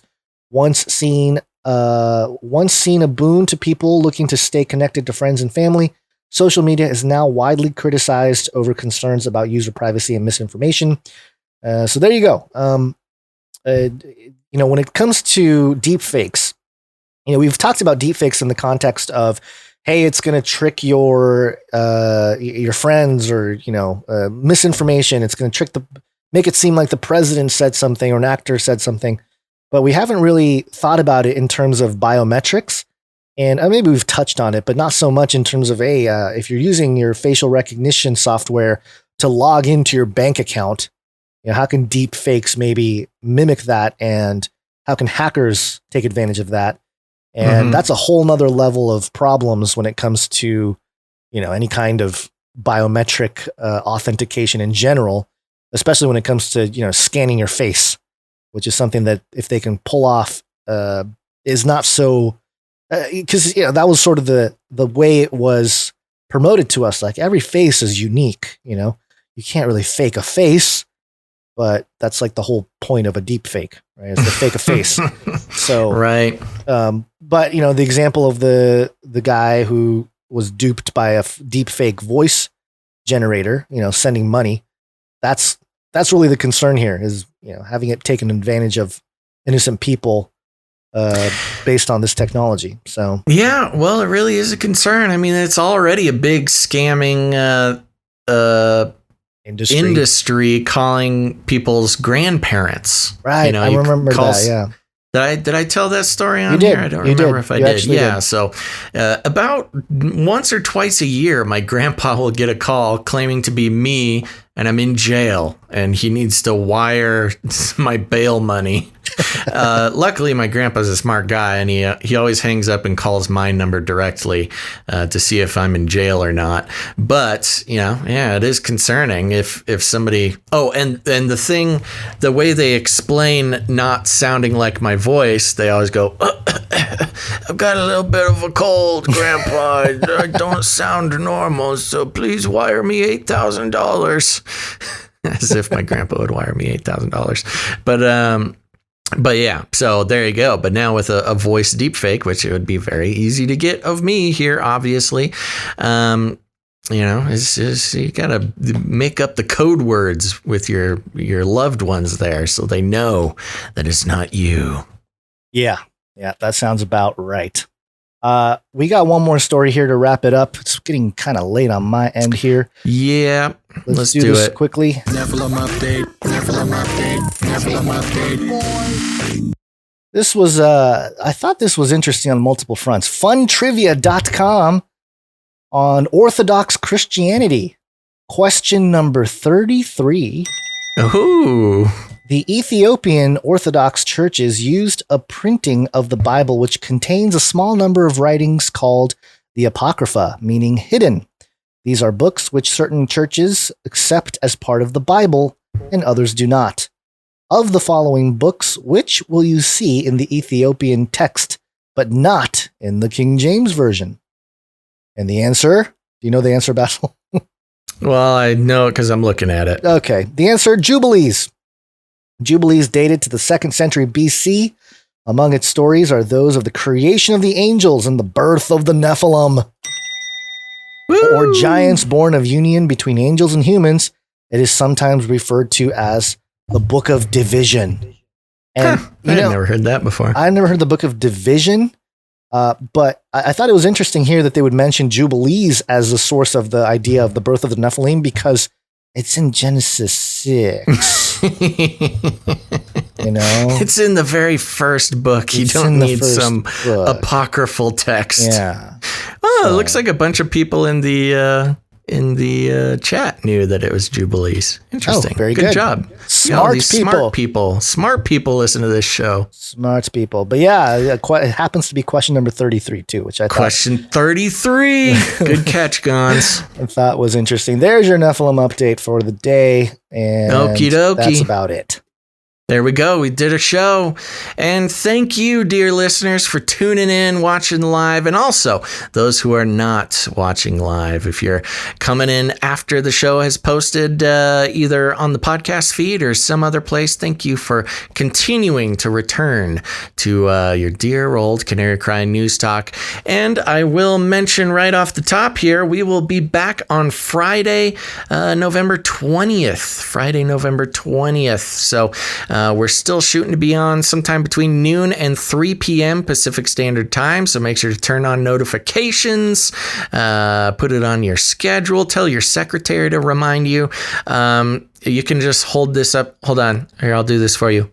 Hey, Siri, set a reminder for November 20th at noon to listen to my best friends, Basil and Gonz. There you go. So those who have Siri enabled, don't worry, I got it for you. Other than that, thank you so much for those who produced today's show.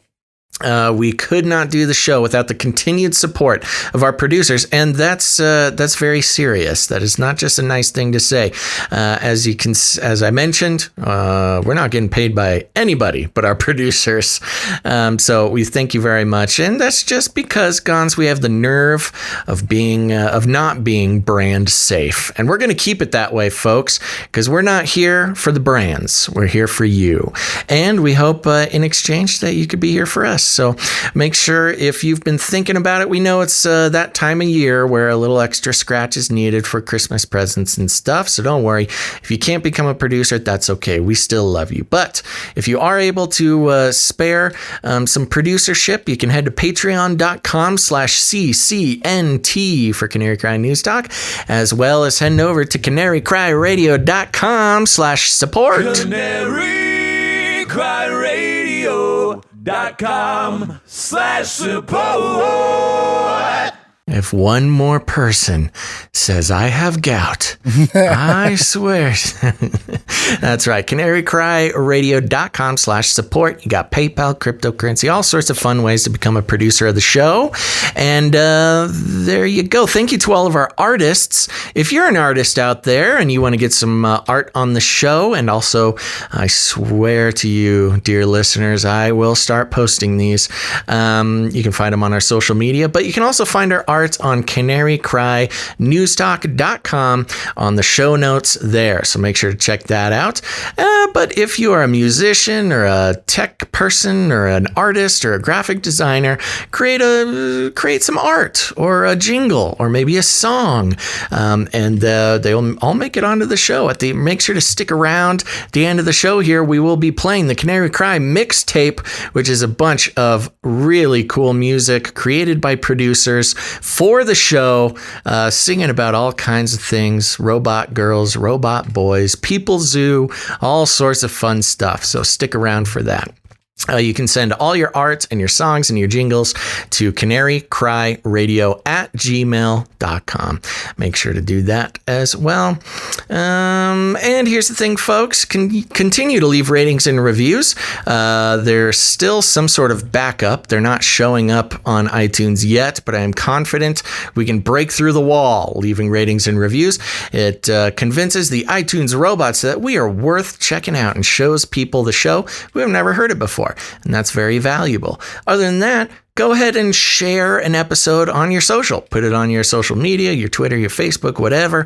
Spread the word, because there's people out there who are looking for new and exciting ways to learn about, or at least explore and analyze the news of the day. And a lot of the news they may not have had the opportunity to hear. So there you go. Very special thing, sharing the show with people. Or, if you got friends and family who are starting to wake up in your life and they need a good place to connect 3 times a week about that, go ahead and send them an episode. The face to face, the mouth to ear. Why can I never remember that? Word of mouth is a great way to spread the show.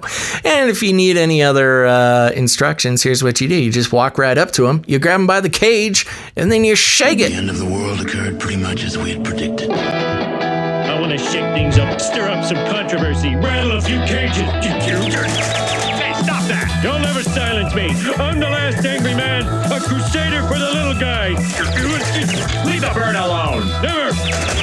Rattle a few cages. Rattle a few cages. The human race will have every opportunity to improve. And if they don't? Ask Noah. That's right, folks. Just ask Noah. Again, remember to come back here Friday, November 20th. Be here or be square. That's not how it goes. But Gonz, any last words? You don't have gout? I have no doubt about it. Oh, stop it. It's all in the chat. Ebony Blaze in the chat. Put your right foot in, take your right foot out, put your right foot in, and you shake it all about. You do the hokey pokey and you turn yourself around. That's what it's all about. Stop! Okay, folks, thank you so much for listening to this episode of Canary Cry News Talk. Make sure to tune in again. But until then, think outside the cage.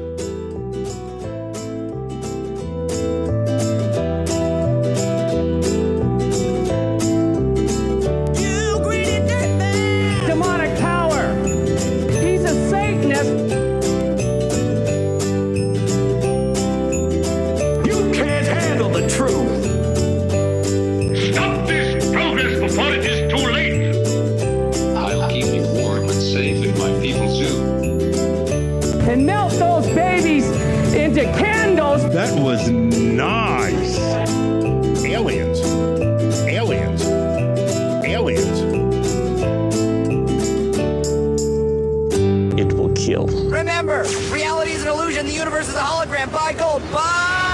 I wanna shake things up, shake things up. I wanna shake things up, shake things up. Leave the bird alone. I wanna stir up some controversy. I wanna rattle a few cages. I wanna rattle a few cages. I'm the last angry man. You'll never silence me. I'm the last angry man. I get I'm the last angry man. You'll never silence me. I'm the last angry man. A crusader for the little guy. Little guy. Little guy. Well, we'll see about that. Whatever, Illuminati.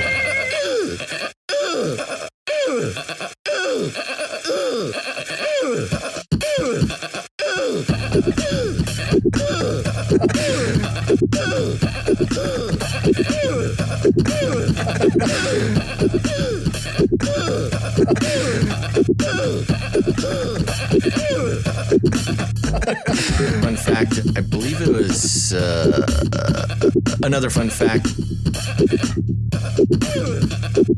Fun fact. Another fun fact. Brings me back to my Screamo days.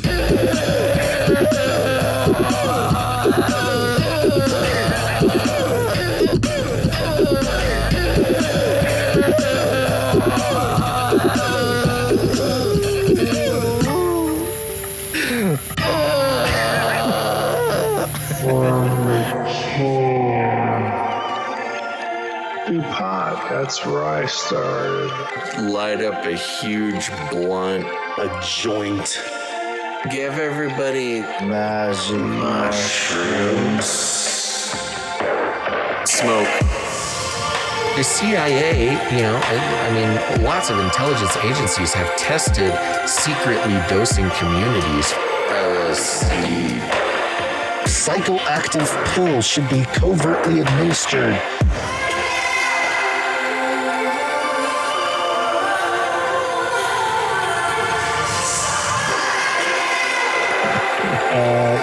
Just put me on some, I don't know. Give you a shot in the butt.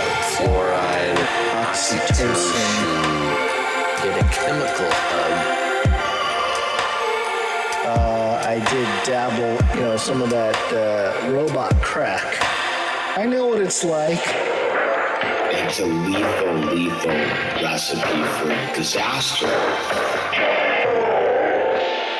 You need help. If you're a pharmacist, you need to repent. All right, weird.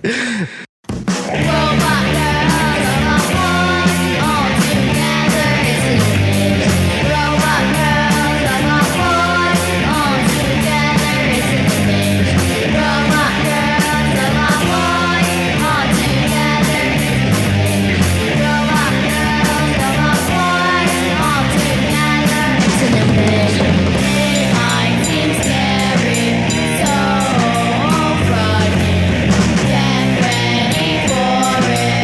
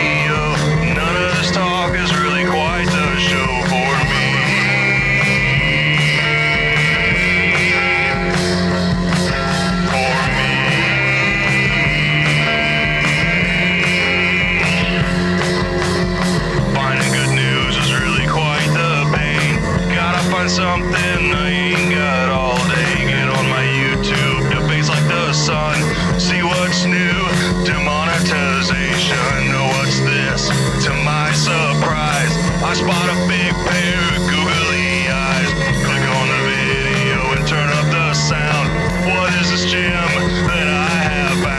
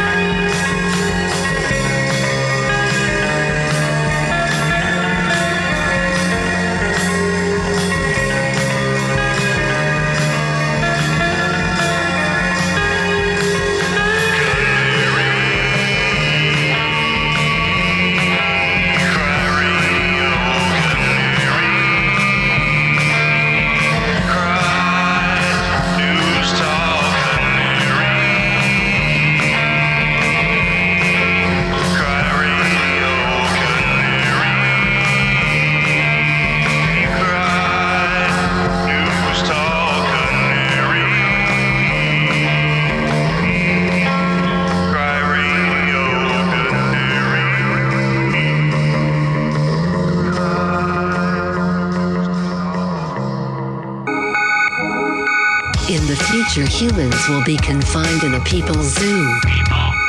I'll keep you safe and warm in my people's zoo.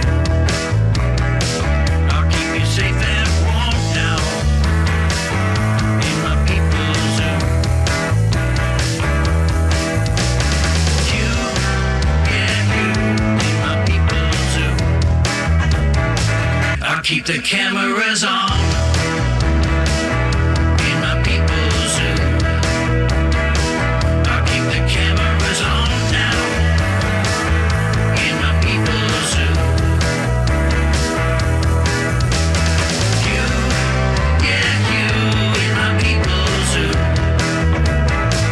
Aliens.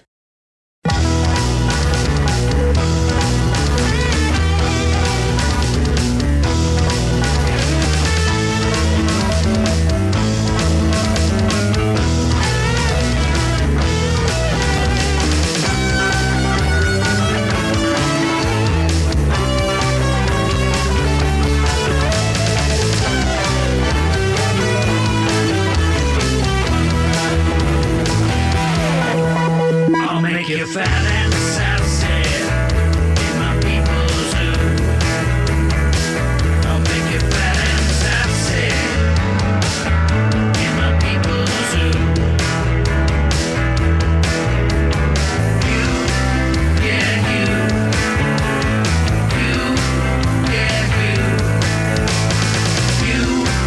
yeah, you in my people's zoo.